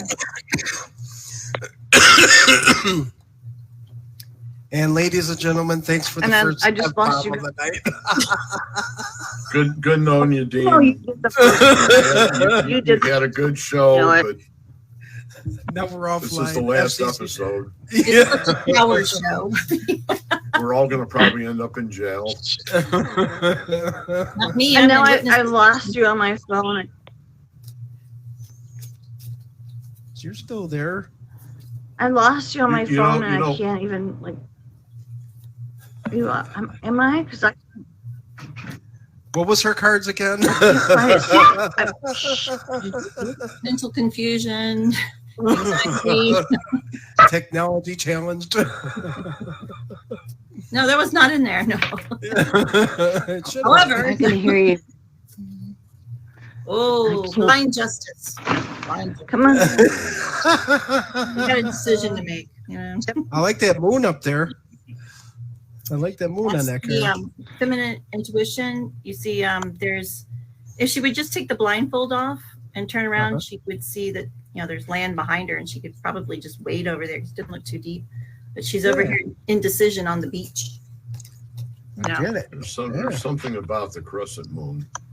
love the crescent moon, like crescent rolls. Extra butter. Oh, yes. Mm, Love bread and butter. butter. Boy. Butter. I'm trying so hard to get you guys back on here. I can hear you, but I can't. That's fine. As long as if you can hear us, we can hear you. We don't. Your face is there. I really like great. her hair, Laura's hair color too. That Oh, yeah, well, that thank you, pink- Peg. That pink is Just do that's my very pretty. That pink. No, I did not do any pink. I just did my roots. So there's no gray. No, I'm saying, don't you have? I'm picking it up through the screen. I must be delusional. Oh, Since when haven't I been? no. Your ponytail's too tight there. I So could is picture there- him with a ponytail and a tie-dye shirt for sure. I think we lost everybody. I'm Well, here. if I just end the show and we all go back in the studio? So, good night, everyone. Thanks for joining us tonight. Yeah, Hey. look, Thank you, Greg, Laura. Victoria, Pleasure. for joining me today, and Love you guys. you guys Victoria hang on, as and we'll usual. talk in the And studio. it's going to be happening. Okay. Thanks, Laura and Greg, for joining in at the end and getting your cards read. Let's get an Oh, Airbnb Thank together Ooh. in Michigan. I missed Yes, that. What? Let's. I get will an totally Airbnb. do Airbnb. All right, good night. I'm going to go on live here. That. So see you later. Oh, hey. Wow. Oh, hey everyone, it's Dean from Paranormal Pickers. Oh, I got the preview for the next episode. Oh, yeah. Here, take a peek.